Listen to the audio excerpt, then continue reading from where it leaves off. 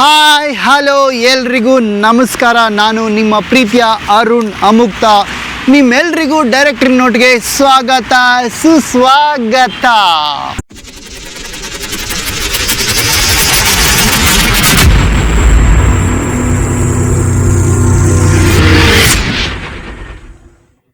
ಇವತ್ತಿನ ನಮ್ಮ ಶೋನ ಗೆಸ್ಟ್ ಯಾರು ಅಂದರೆ ಭಟ್ರು ಅಂದ್ಕೊಂಡ್ರಾ, ಶೆಟ್ರು ಅಂದ್ಕೊಂಡ್ರಾ? ಎಕ್ಸಾಕ್ಟ್ಲಿ ರೈಟ್, ಶೆಟ್ರೆ. ಬಟ್ ಆ ಶೆಟ್ರು ಅಲ್ಲ ಮಾರಾಯ. ಇವರು ನಮ್ಮ ಪ್ರೀತಿಯ ಪ್ರಕರಣ 18/9 ನಾಯಕ, natural star NS means Niranjan Shetty.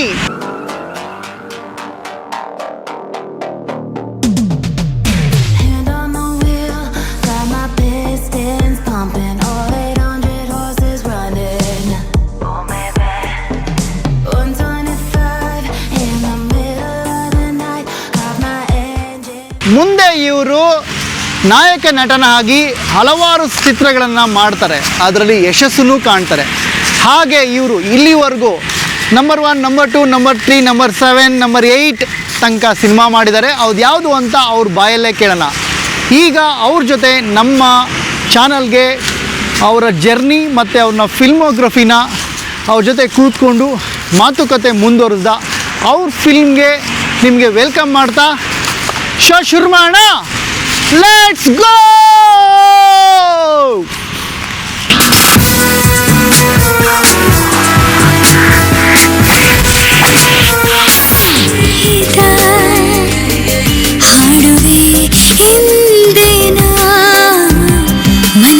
ಶೆಟ್ರೆ, thank you for coming. ನಮ್ಮ ಡೈರೆಕ್ಟರ್ ನೋಟಿಗೆ ಬಂದಿದ್ದಕ್ಕೆ ತುಂಬ ಖುಷಿಯಾಗೋಯ್ತು.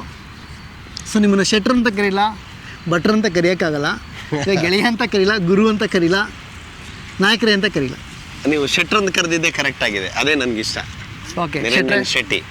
ಎಸ್, ಶೆಟ್ರೆ ಶೆಟ್ರೆ ಶೆಟ್ರೆ ಶೆಟ್ರೆ. ಏನು ಕಾರ್ಯಕ್ರಮ, ಹೇಗಿದೆ ಲೈಫು? ಲೈಫು ತುಂಬ ಸೂಪರ್ ಆಗಿದೆ. ಕೋವಿಡ್ ಆದಮೇಲೆ ಮತ್ತೆ ಜೀವನದ ಹೊಸ ಅಧ್ಯಾಯ ಶುರುವಾಗಿದೆ. Okay okay, stop. ಒಂದು ನಮ್ಮ ಆಡಿಯನ್ಸಿಗೋಸ್ಕರ ಒಂದು ಡಿಸ್ಕ್ಲೈಮರ್ ಹೇಳಬೇಕು. ಡಿಸ್ಕ್ಲೈಮರ್ ದಯವಿಟ್ಟು ಹೇಳಿ ಅಂತ ಕೇಳ್ಕೊಳ್ತೀನಿ. ಡಿಸ್ಕ್ಲೈಮರ್ ಹೇಳಬೇಕಂದ್ರೆ, ಈ ಅರುಣ್ ಏನೇ ಮಾಡಿದ್ರು ವಿಶೇಷವಾಗಿ ಮಾಡ್ತಾನೆ, ಸ್ಪೆಷಲ್ ಮಾಡ್ತಾನೆ, ಅದರಲ್ಲೊಂದು ಹೊಸತನ ಇರುತ್ತೆ. ಈಗ ಅರುಣ್ ಯೂಟ್ಯೂಬ್ ಚಾನಲ್ ಮಾಡಿದ್ದಾನೆ, ಅದರಲ್ಲಿ ಖಂಡಿತ ಹೊಸತನ ಇರುತ್ತೆ, ವಿಶೇಷತೆ ಇರುತ್ತೆ. ಜೈ ಸೋಷಿಯಲ್ ಮೀಡಿಯಾ. Thank you. ಇದು ಡಿಸ್ಕ್ಲೈಮರ್ ಅಂತ ಹೇಳ್ಬೇಕಾ? ಸೊ ಈ ನಮ್ಮ ಅಭಿಮಾನಿಗಳು ಇಲ್ಲೇನಾರೇ ಗಲಾಟೆ, ಹೊಡೆದಾಟ, ಜಗಳ ಏನಾರೇ ಆದರೆ ಅದಕ್ಕೆ ನೀವೇ ಜವಾಬ್ದಾರಿ ಅಂತ. ಆಗಲಿ, ನಾನೇ ಜವಾಬ್ದಾರಿ ಆಗಿರ್ತೀನಿ. ಅಂದ್ರೆ ಹೊಡೆದಾಡಿದ್ರಿಗೆ ಸದ್ಯ ನಾವೇ ಬೇರೆ ಹೊಡೆದಾಡಬೇಕು, ಹಂಗೆ ಅದಕ್ಕೆ ನಾವೇ ಜವಾಬ್ದಾರಿ ಆಗೋಣ ಅಂತ. ಖಂಡಿತ. ಸೊ ಮುಂದುವರ್ಸೋಣ. ಹೇಗಿದೆ ಲೈಫ್? ಆರಾಮಾಗಿದೆ. ಈಗ 2 ಸಿನಿಮಾದಲ್ಲಿ ಒಂದು ಸಿನಿಮಾ ಈಗ ಸದ್ಯ ರಿಲೀಸ್ ಆಗಿದೆ, ಶಾನುಭೋಗರ ಮಗಳು ಅಂತ. Is critically highly claim. Wait ನಮ್ಮದ್ರಲ್ಲಿ ಸಣ್ಣ ಇಂಟ್ರಪ್ಟು ಡಿಸ್ಟರ್ಬ್ ಮಾಡ್ತಿದ್ದೀನಿ. ಈಗ ನಮ್ಮ ಆರ್ಡರ್ ಪ್ರಕಾರ ಹೋಗೋಣ. ಮೊದಲನೇದಾಗಿ ನಮ್ಮ ಮೊದಲನೇ ಸೆಗ್ಮೆಂಟು ಜ್ಯೋತಿಷಾಲಯ ಅಂತ ಇದೆ, ಅಲ್ಲಿಂದ ಶುರು ಮಾಡೋಣ. ಹೇಳಿ. ಓಕೆ.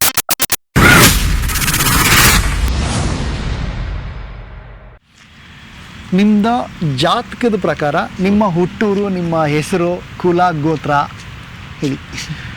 ನಾನು ಹುಟ್ಟಿರೋದು ಕುಂದಾಪುರದಲ್ಲಿ ಗುಳ್ವಾಡಿ ಅಂತ. ಓಕೆ. ಸೊ ನಾನು ಅಪ್ಪ ಅಮ್ಮಂಗೆ ಭಾಳ ಕಷ್ಟ ಕೊಟ್ಟವನಲ್ಲ. ಆ್ಯಕ್ಚುಲಿ ಹಾಸ್ಪಿಟ್ಲ್ ಖರ್ಚು ಇಲ್ಲ, ಯಾಕಂದ್ರೆ ಮನೇಲೆ ಹುಟ್ಟಿದ್ದೀನಿ ನಾನು. ಸೊ ಅದರಿಂದ ನಾನು ಹುಟ್ಟಿರುವ ಊರು ಗುಳ್ವಾಡಿ ಅಂತ ಹೇಳಿದೆ. ಓಕೆ. ಅವಾಗ ಯಾವ್ದು ಗ್ಯಾರಂಟಿ ಇರಲಿಲ್ಲ ಅನ್ಸುತ್ತೆ. ಗ್ಯಾರಂಟಿ ಇದೆ, ಅದಕ್ಕೆ ಪ್ರೈಸ್ ಇರೋದು. ಮನೇಲಿ ಹುಟ್ಟಿದ ಮಕ್ಕಳಿಗೆ ಒಂದು ಗಿಫ್ಟ್ ಅನ್ನೋ ಥರದಲ್ಲಿ. ಓಕೆ. ಸೊ ಗುಳ್ವಾಡಿಯಲ್ಲಿ ಹುಟ್ಟಿರೋದು. ಆಮೇಲೆ 4ನೇ ಕ್ಲಾಸ್ ವರೆಗೆ ಗುಳ್ವಾಡಿ ಶಾಲೆಯಲ್ಲಿ ಓದ್ತೀನಿ. ಅಲ್ಲಿಂದ ನಿರಂಜನ್ ಶೆಟ್ಟಿ. ನಿರಂಜನ್ ಶೆಟ್ಟಿ. ನಮ್ಮಲ್ಲಿ ಆ ಥರ ನಮ್ಮ ಸೌತ್ ಕನ್ನಡದಲ್ಲಿ ಏನು ಒಂದು ಹೆಸರು ಇಟ್ಟರು ಅದೇ ಹೆಸರು. ಆಮೇಲೆ ಇಲ್ಲಿ ಅಂದ್ರೆ ಬೇರೆ ಬೇರೆ ಚೇಂಜಸ್ಗಳು ಭಾಳ ಕಡಿಮೆ ಮಾಡೋದು. ಓಕೆ. ನಿಮ್ಮ ಫ್ಯಾಮಿಲಿ ಅಂದ್ರೆ ನೀವು ತಂದೆ ತಾಯಿ ಏನು ಕೆಲಸ ಮಾಡ್ತಾ ಇದ್ದಾರೆ? ನನ್ನ ತಂದೆ HM ಹೆಡ್ ಮಾಸ್ಟ್ರು. ಅಂದ್ರೆ ನಮ್ದೇ ಒಂದು ಸ್ಕೂಲ್ ಇದೆ. ಮಾಸ್ಟರ್ ಮಗ. ನಮ್ಮ ತಾಯಿ ಆ ಸ್ಕೂಲಿನ ಮ್ಯಾನೇಜರ್ ಆಗಿದ್ರು. ಈ ತರ ಅಂದ್ರೆ ಇಲ್ಲಿ ಸ್ಕೂಲ್ ಅಂದ್ರೆ ಇಲ್ಲಿಯ ತರದ್ದಲ್ಲ, ಅಲ್ಲಿ ಏಡೆಡ್ ಸ್ಕೂಲ್ ಆಗಿರುತ್ತೆ.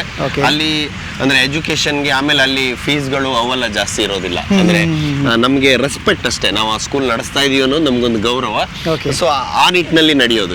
ಈಗಿನ ಮತ್ತೇನ್ ಹೇಳ್ಬೇಕಾಗಿಲ್ಲ, ಕಮರ್ಷಿಯಲೈಸ್ ಅಲ್ಲ ಅಂತ. ಕಮರ್ಷಿಯಲೈಸ್ ಅಲ್ಲ. ಈಗ ನಿಮ್ಗೆ ಅಣ್ಣ ತಮ್ಮ ಅಕ್ಕ ತಂಗಿ? ಎಸ್, ನನ್ಗೊಬ್ಬ ತಮ್ಮ ಇದ್ದಾನೆ, ರಂಜಿತ್ ಕುಮಾರ್ ಅಂತ. ಓಕೆ. ಸೊ ತಂಗಿ ಇದ್ದಾಳೆ ಶೈನಾ ಶೆಟ್ಟಿ ಅಂತ. ಓ ಸೂಪರ್ ಸೂಪರ್ ಸರ್. ಸೊ ಅಲ್ಲಿಂದ ಪ್ರಾರಂಭಿಕ ವಿದ್ಯಾಭ್ಯಾಸ ಅಲ್ಲೇ ನಡೆಯುತ್ತೆ ಊರಲ್ಲಿ? ಹೌದು, 4ನೇ ಕ್ಲಾಸ್ ವರೆಗೆ ಅಲ್ಲಿ ಓದ್ತೀನಿ. ಅಲ್ಲಿಂದ ಆಮೇಲೆ ಈ ಕಡೆ ಬ್ರಹ್ಮಾವರದ ಹತ್ರ ಚೇರ್ಕಾಡಿ ಅಂತ, ಅಲ್ಲಿ ಪೇತ್ರಿ ಅಂತ ಊರು, ಅಲ್ಲಿ ನನ್ನ ಹೈಸ್ಕೂಲ್ ವಿದ್ಯಾಭ್ಯಾಸ ಅಲ್ಲಿ ಮುಗಿಯುತ್ತೆ. ಸೊ ಅಲ್ಲಿಂದ ಹಾಗೆ ಬೆಂಗಳೂರಿಗೆ ಬರ್ತೀನಿ ಚಿತ್ರಕಲಾ ಎಜುಕೇಶನ್ಗೆ. ಏನೇನು ಎಜುಕೇಶನ್ ಆಯ್ತು? ಎಜುಕೇಶನ್ ಅಲ್ಲಿ ಬ್ರಹ್ಮಾವರದಲ್ಲಿ SMSL ನಾನು PU ಅಲ್ಲಿ ಓದ್ತೀನಿ. ಅಲ್ಲಿಂದ ಬೆಂಗಳೂರಿಗೆ ನಾನು ಬೇಸಿಕಲಿ ಚಿಕ್ಕ ವಯಸ್ಸಿಂದನೂ ನನಗೆ ಈ ಪೇಂಟಿಂಗು ಸ್ಕೆಚ್ ಮಾಡೋ ಹುಚ್ಚಿತ್ತು. ಸೊ ಹಾಗೆ ನಮ್ಮಲ್ಲಿ ಜಯಪ್ರಕಾಶ್ ಹೆಗಡೆ ಅಂತ ಅವ್ರ MLA ಆಗಿದ್ರು, ಮಿನಿಸ್ಟರ್ ಕೂಡ ಆಗಿದ್ರು. ಸೊ ಅವ್ರದ್ದು ಫೋಟೋ ಬರಿತೀನಿ, ಅವ್ರು ನಮ್ಗೆ ಬಹಳ ಆಪ್ತರು. ಸೊ ಅವರು ನಿಮ್ಮ ಮಗ ಇಷ್ಟು ಚೆನ್ನಾಗಿ ಫೋಟೋಸ್ ಎಲ್ಲ ಬರೀತಾನೆ, ಸೊ ಹಾಗಾಗಿ ಅವನ್ನ ಬೆಂಗಳೂರಿಗೆ ಕರ್ಕೊಂಡು ಹೋಗ್ತೀನಿ ಅಂತ ನಮ್ಮ ತಂದೆಗೆ ಹೇಳ್ತಾರೆ. ತಂದೆ ಬೇಡಪ್ಪ, ಅವನು ಇಲ್ಲಿ ಊರಲ್ಲೇ ಇರಲಿ, ಅವನಿಗೆ ನಾನೊಂದು ರೈಸ್ ಮಿಲ್ ಹಾಕೊಡ್ಬೇಕು ಅಂತ ಅವರು ಐಡಿಯಾ ಮಾಡಿದ್ರು. ಸೊ ಹಾಗೆ ಅದು ಅವ್ರು ಎಷ್ಟು ಹೇಳಿದ್ರು ಇವ್ರನ್ನ ಕಳಿಸ್ತಾ ಇರಲಿಲ್ಲ. ಸೊ ಆಮೇಲೆ ಜಯಪ್ರಕಾಶ್ ಹೆಗಡೆ ಅವರೇ ಚಿತ್ರಕಲಾ ಪರಿಷತ್ನ ಅಪ್ಲಿಕೇಶನ್ ಮನೆ ಕಳಿಸ್ಕೊಟ್ಬಿಟ್ರು. ಸೊ ಆವಾಗ ನಮ್ಮ ತಂದೆಗೆ ಅನಿವಾರ್ಯವಾಗಿ ನನ್ನ ಕಳಿಸ್ಲೇಬೇಕಾದ ಪರಿಸ್ಥಿತಿ ಬಂತು. ಸೊ ಇಲ್ಲಿ ಬೆಂಗಳೂರು, ನಾನು ತುಂಬಾ ಹಳ್ಳಿಲಿ ಹುಟ್ಟಿದ ಹುಡುಗ. ಬೆಂಗಳೂರು ಅದು ತುಂಬಾ ಹೈಫೈ ಕಾಲೇಜು, ಚಿತ್ರಕಲಾ ಪರಿಷತ್ ಅಂದ್ರೆ ಅದು ಅಷ್ಟು ಹೈಫೈ ಕಾಲೇಜು.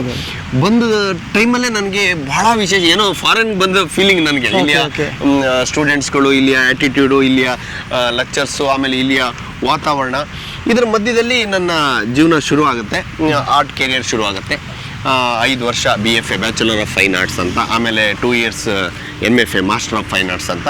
ಅದು ಮಾಡಿದ್ಮೇಲೆ ಹಾಗೆ ಪ್ಯಾರಲಲ್ ಆಗಿ ಒಂದು ಅಡ್ವರ್ಟೈಸಿಂಗ್ ಏಜೆನ್ಸಿ ಓಪನ್ ಮಾಡ್ತೀನಿ. ಇದಾದ್ಮೇಲೆ ಎಜುಕೇಶನ್ ಕಂಪ್ಲೀಟ್ ಆದ್ಮೇಲೆ ಸೊ ಕೆರಿಯರ್ ಬಗ್ಗೆ ಮುಂದೆ ಹೋಗೋಣ. ಕ್ರಿಯೇಟಿವ್ ಹಾಬೀಸ್ ಏನಿಲ್ಲ?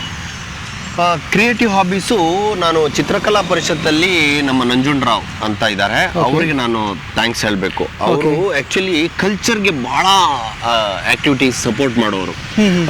ಆವಾಗಲೇ ಕಾಲೇಜ್ ಡೇಸಲ್ಲಿ ನಾನು ಫಸ್ಟ್ ಇಯರ್ಲಿ ಇರಬೇಕಾದ್ರೇ ಮ್ಯಾಕ್ಬತ್ ನಾಟಕದಲ್ಲಿ ನಾನೊಂದು ಪಾರ್ಟ್ ಮಾಡ್ತೀನಿ. ಸೊ ಆಮೇಲೆ ಹಲಗಳ್ಳಿ ಬೇಡರದಂಗೆ, ಗಿರೀಶ್ ಕಾರ್ನಾಡ್ರ ಅಗ್ನಿ ಮತ್ತು ಮಳೆ. ಸೊ ಇವೆಲ್ಲ ಏನಾಗ್ಬಿಡ್ತು, ನಮ್ಗೆ ಕಲಾಕ್ಷೇತ್ರದ ನಂಟನ್ನ ಬೆಳೆಸ್ತಾ ಹೋಯ್ತು. ಆಮೇಲೆ ಅದೊಂದು ಕಾಲೇಜ್ ಅನ್ನೋದಕ್ಕಿಂತ ಅದೊಂದು ಸಾಂಸ್ಕೃತಿಕ ಕೇಂದ್ರವಾಗಿ ನಮ್ಗೆ ಪರಿವರ್ತನೆ ಆಯ್ತು ಚಿತ್ರಕಲಾ ಪರಿಷತ್ತು. ಈ ಕಡೆ ಪೇಂಟಿಂಗು ಮಾಡ್ತಾ ಇದ್ವಿ, ಆ ಕಡೆ ಆಕ್ಟಿಂಗು ಮಾಡ್ತಾ ಇದ್ವಿ. ಅದೊಂದು ನಿಜವಾಗ್ಲೂ ನನ್ನ ಜೀವನದಲ್ಲಿ ಒಂದು ಅದ್ಭುತ ಕ್ಷಣ ಅಂತ ಅಂದ್ರೆ ನಾನು ಚಿತ್ರಕಲಾ ಪರಿಷತ್ತಿಗೆ ನಾನು ಸೇರ್ಕೊಂಡಿರೋದೇ ನನ್ನ ಭಾಗ್ಯ. ಅಲ್ಲಿವರೆಗೂ ಸಿನಿಮಾ ಗಿನ್ಮಾ ನೋಡೋ ಅಭ್ಯಾಸ ಇತ್ತಾ? ಯೂಶಲಿ ಮಂಗಳೂರು ಸೈಡ್ ಅವ್ರಿಗೆ ಸ್ವಲ್ಪ ಕಮ್ಮಿ ಇರುತ್ತೆ ನನ್ನ ಪ್ರಕಾರ. ನಿಜವಾಗ್ಲೂ ನೀವು ನೆನ್ಸ್ಕೊಂಡು ಕೇಳಿದಿರಾ, ಇದು ಅದ್ಭುತವಾದ ಒಂದು ಕ್ವಶನ್. ಆಕ್ಚುಲಿ ಸಿನಿಮಾನೇ ನೋಡಿಲ್ಲ ನಾನು. ನಿಮ್ಗೆ ನಂದು ವಿಶೇಷವಾಗಿ ಹೇಳ್ಬೇಕಂದ್ರೆ, ನಾವು ಥಿಯೇಟರ್ ಅಲ್ಲಿ ಸಿನಿಮಾನೇ ನೋಡಿಲ್ಲ. ನಾನು ಬೆಂಗಳೂರಿಗೆ ಎಂಟ್ರಿ ಆಗೋವರೆಗೆ ನನಗೆ ಸಿನಿಮಾ ಕಾನ್ಸೆಪ್ಟ್ ಏನಿದ್ರು ಟಿವಿಲಿ ಇದು. ಅದು ನಮ್ಮ ಅಪ್ಪ ತುಂಬಾ ಸ್ಟ್ರಿಕ್ಟ್, ಚಾರ್ಲಿ ಚಾಪ್ಲಿನ್ದು ಅವಾಗೆಲ್ಲ ಬರೋದು ದೂರದರ್ಶನದಲ್ಲಿ. ಅದನ್ನ ನೋಡ್ಬೇಕಾದ್ರೆ ಒಂದಿಷ್ಟು ಹೋಮ್ ವರ್ಕ್ಸ್ಗಳು ಇವೆಲ್ಲ ಅವರಿಗೆ ತೋರಿಸಿ ಕನ್ಫರ್ಮ್ ಆದ್ಮೇಲೆ ಅವ್ರು ನೋಡಕ್ ಬಿಡೋರು. ಇಷ್ಟೇ ನಮ್ಮ ಜೀವನ ಇದ್ದಿದ್ದು. ಒಂದೇ ಒಂದ್ ಸಾರಿ ನಾನು ಬ್ರಹ್ಮಾವರ SMS ಹೋಗ್ಬೇಕಾದ್ರೆ ಒಂದು ಸಿನಿಮಾಕ್ಕೆ ಅಂತ ನಾವೆಲ್ಲ ಹೋದ್ವಿ ಫ್ರೆಂಡ್ಸು. ಅಕಸ್ಮಾತ್ ಉಡುಪಿಯಲ್ಲಿ ನನ್ನ ತಂದೆ ಕಾಣಿಸ್ಕೊಂಡ್ಬಿಟ್ರು. ನಾವು ಫ್ರೆಂಡ್ಸ್ ಎಲ್ಲ ಸೇರ್ಕೊಂಡು ಸಿನಿಮಾಗೆ ಹೋಗ್ಬೇಕು ಅಂತ ಒಂದೇ ಒಂದ್ ಸಾರಿ ನನ್ನ ಲೈಫಲ್ಲಿ. ಅಲ್ಲಿಂದ ಹೆದರ್ಕೊಂಡು, ನಮ್ಮ ಅಪ್ಪ ಅಂದ್ರೆ ಅಷ್ಟು ಭಯ. ಅಲ್ಲಿಂದ ವಾಪಸ್ ಬಂದ್ವಿ. ನನ್ನ ಊರಲ್ಲಿ ನಾನು ಥಿಯೇಟ್ರಿಗೆ ಹೋಗಿ ಸಿನಿಮಾ ನೋಡಿದ ನೆನಪೇ ಇಲ್ಲ ನನಗೆ. ಬೆಂಗಳೂರಿಗೆ ಬಂದ ಮೇಲೆನೆ ನನಗೆ ಸಿನಿಮಾದ ಒಂದು ಆ ಪರಿಕಲ್ಪನೆ, ಥಿಯೇಟ್ರ್ ಈ ಥರ ಇರುತ್ತೆ, ಹಿಂಗೆ ಹೋಗ್ಬೋದು ಮಾಡೋ ನಾಟಕ ಇತ್ತು. ಆಮೇಲೆ ನಮಗೆ ಬೇಸಿಕಲಿ ಯಕ್ಷಗಾನ ನಮಗೆ ಉಸಿರು. ನೀವು ಇದನ್ನ ಡೆಸ್ಟಿನಿ ಅಂತ ನಂಬಬೇಕು.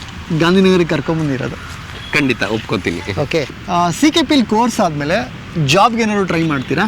ಆ್ಯಕ್ಚುಲಿ ನನಗೆ ಜಾಬ್ ಬಗ್ಗೆ ಆಸಕ್ತಿ ಇರಲಿಲ್ಲ. ನಮ್ಮ ತಾಯಿಯವರು ತುಂಬ ಫೋರ್ಸ್ ಮಾಡೋರು, ಮಗ ಯಾವುದಾದ್ರೂ ಒಂದು ಜಾಬ್ ಇರೋದು ಒಳ್ಳೆಯದು, ಚಿಕ್ಕದಾದ್ರೂ ಪರವಾಗಿಲ್ಲ, ನೀನು ಜಾಬಿಗೆ ಸೇರು ಅಂತ. ಬಟ್ ಜಾಬಿಗೆ ಅಪಾರ್ಚುನಿಟಿಗಳು ಬೇಕಾದಷ್ಟಿತ್ತು. ಆಮೇಲೆ ಇಲ್ಲಿ ಚಿತ್ರಕಲಾ ಪರಿಷತ್ತಲ್ಲಿ 5 ವರ್ಷ BFA ಮಾಡಿ 2 ವರ್ಷ MFA ಮಾಡಿದಾಗ ತುಂಬ ಕಾಂಟ್ಯಾಕ್ಟ್ಗಳನ್ನ ಡೆವಲಪ್ ಮಾಡ್ಕೊಂಡಿದ್ದೆ ನಾನು. ಸೊ ಹಾಗಾಗಿ ನನಗೆ ಜಾಬ್ ಹೋಗೋದು ದೊಡ್ಡ ವಿಷಯ ಆಗಿರಲಿಲ್ಲ. ಬಟ್ ನನಗೆ ವೈಯಕ್ತಿಕ ಇಷ್ಟ ಇರಲಿಲ್ಲ. ಯಾಕಂತಂದರೆ ನನಗೆ ಅಷ್ಟರೊಳಗಡೆ ನನಗೆ CKPಗೆ ಎಂಟ್ರಿ ಆಗ್ತಾ ಇದ್ದಂಗೆ ನನಗೆ ಕಲಾಕ್ಷೇತ್ರದ ನಂಟು ಯಾವಾಗ ಬೆಳೀತೋ ನನಗೆ ಅಲ್ಲಿಂದ ನಟನೆ ಹುಚ್ಚು ಹತ್ಕೊಂಡ್ಬಿಡುತ್ತೆ. ಅದರಲ್ಲಿ ಹಾಗೆ ನಂಗೆ ತುಂಬ ಜನ ನಮ್ಮ ಸ್ನೇಹಿತರು ಹೇಳೋರು, ನೀನು ಯಾಕೆ ಆ್ಯಕ್ಟಿಂಗ್ ಟ್ರೈ ಮಾಡಬಾರ್ದು ಹಾಗೆ ಹೀಗೆ ಅಂತ ಒಂದು ಎನ್ಕರೇಜು ಎನರ್ಜಿ ಕೊಟ್ಟಾಗ ನಾನು ಒಬ್ಬ ಆ್ಯಕ್ಟ್ರ್ ಆಗಬೇಕು ಅನ್ನೋದು ನನಗೆ ಒಂದು ಕಲ್ಪನೆ ಬಂತು.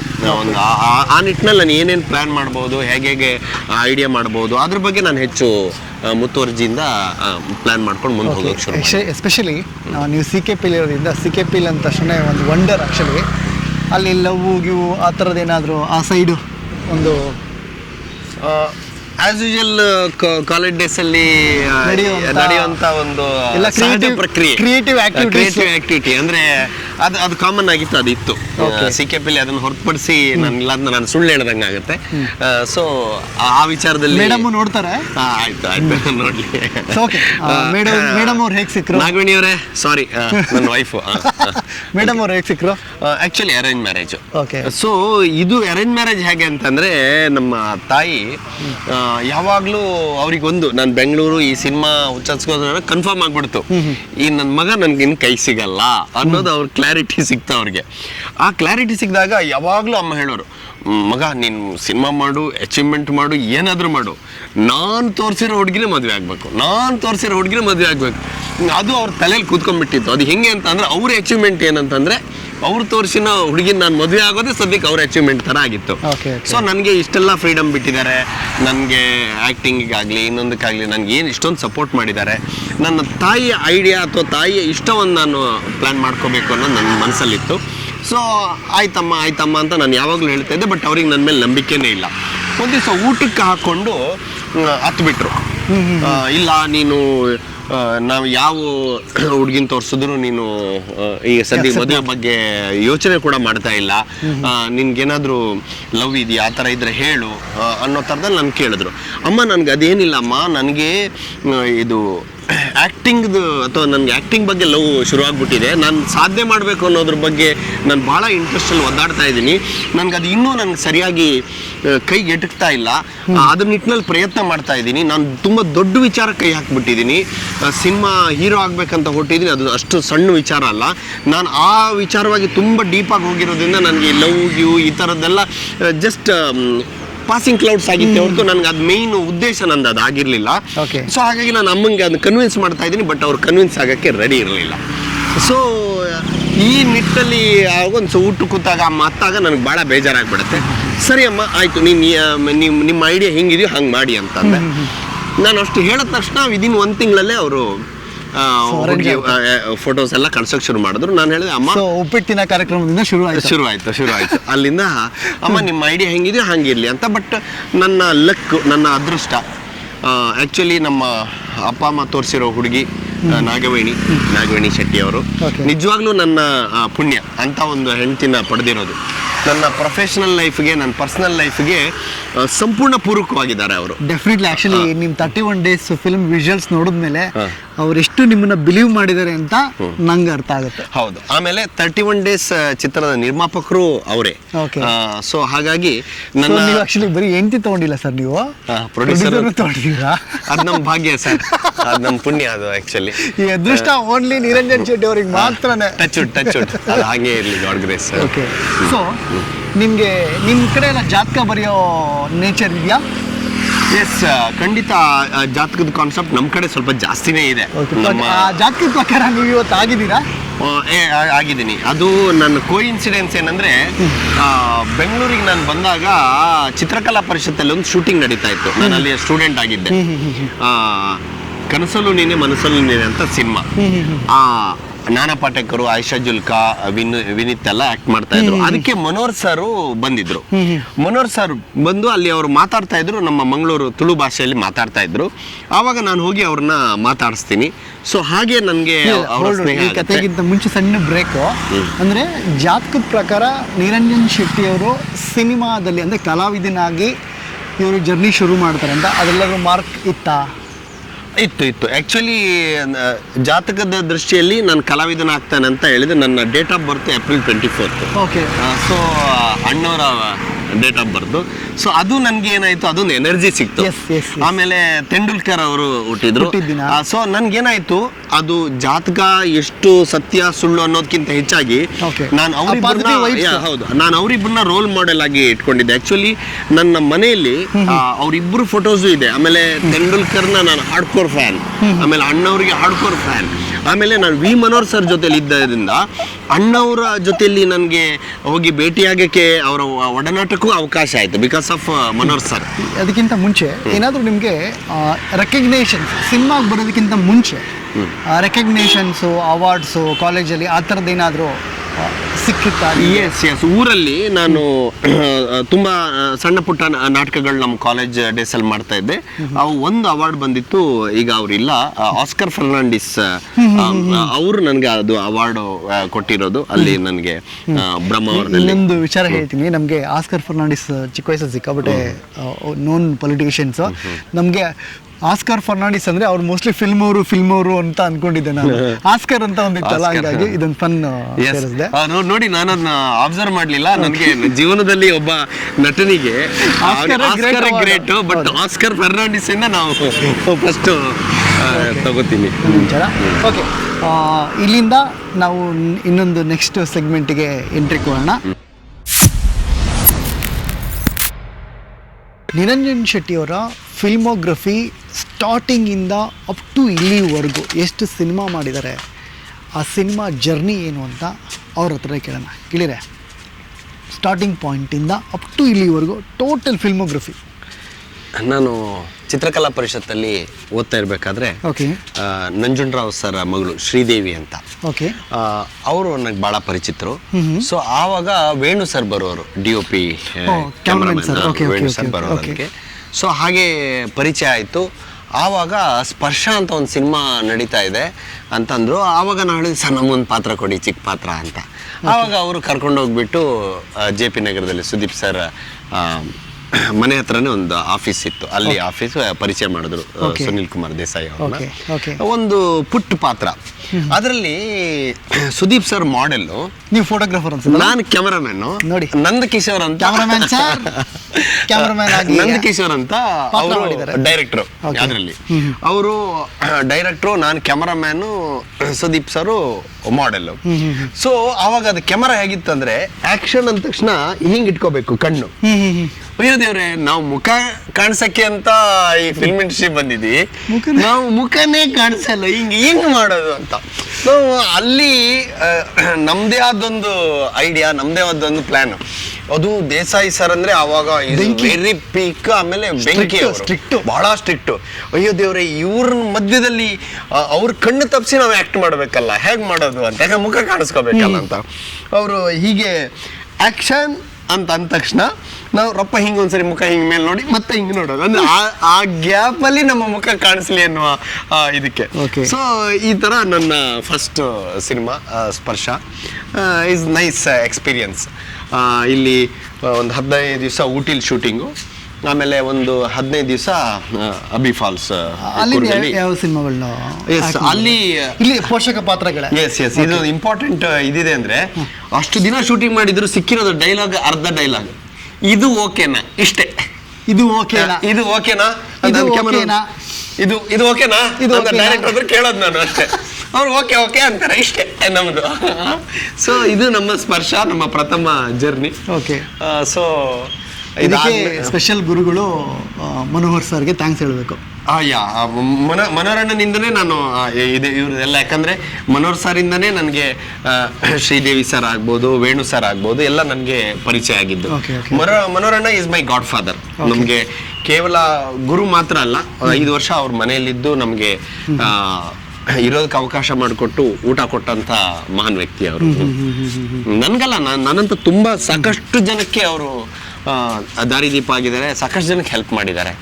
ಸೊ ಅದಾದ್ಮೇಲೆ ಸಿನಿಮಾಗಳು ಗೆಳೆಯರೆ, ಅದಾದ್ಮೇಲೆ ಚಿತ್ರ. ಅದಾದ್ಮೇಲೆ ತುಂಟಾಟ, ಓಕೆ, ಅದಾದ್ಮೇಲೆ ಯುವರಾಜ, ಓಕೆ, ಅದಾದ್ಮೇಲೆ ಆನಂದ. Okay. ಸೊ ಈ ತರ ಕ್ಯಾರೆಕ್ಟರ್ ಆರ್ಟಿಸ್ಟ್ ಆಗಿ ಒಂದಿಷ್ಟು ಸಿನಿಮಾಗಳು ಮಾಡಿದ್ರೆ ಐ ಥಿಂಕ್ ಒಂದು ಮೋರ್ ದೆನ್ ಒಂದು 15-20 ಆಗಿರ್ಬೋದು ಅನ್ಕೋತೀನಿ ಎಕ್ಸಾಕ್ಟ್ ಆಗಿ. ಪುನೀತ್ ಸರ್ ಜೊತೆಗೆ ಸಾರಿ ಹೌದು, ಅಪ್ಪು ಸರ್ ಜೊತೆಲಿ ನಾನು ಅದು ಮರೆಯಕ್ಕಾಗದೇ ಇರುವಂತ ಘಟನೆ. 3 ಸಿನಿಮಾ ನಾನು ಅಪ್ಪು ಸರ್ ಜೊತೆಲಿ ಮಾಡಿದ್ದೀನಿ. 100 days 100 in ಒಂದೊಂದು ವರ್ಷ.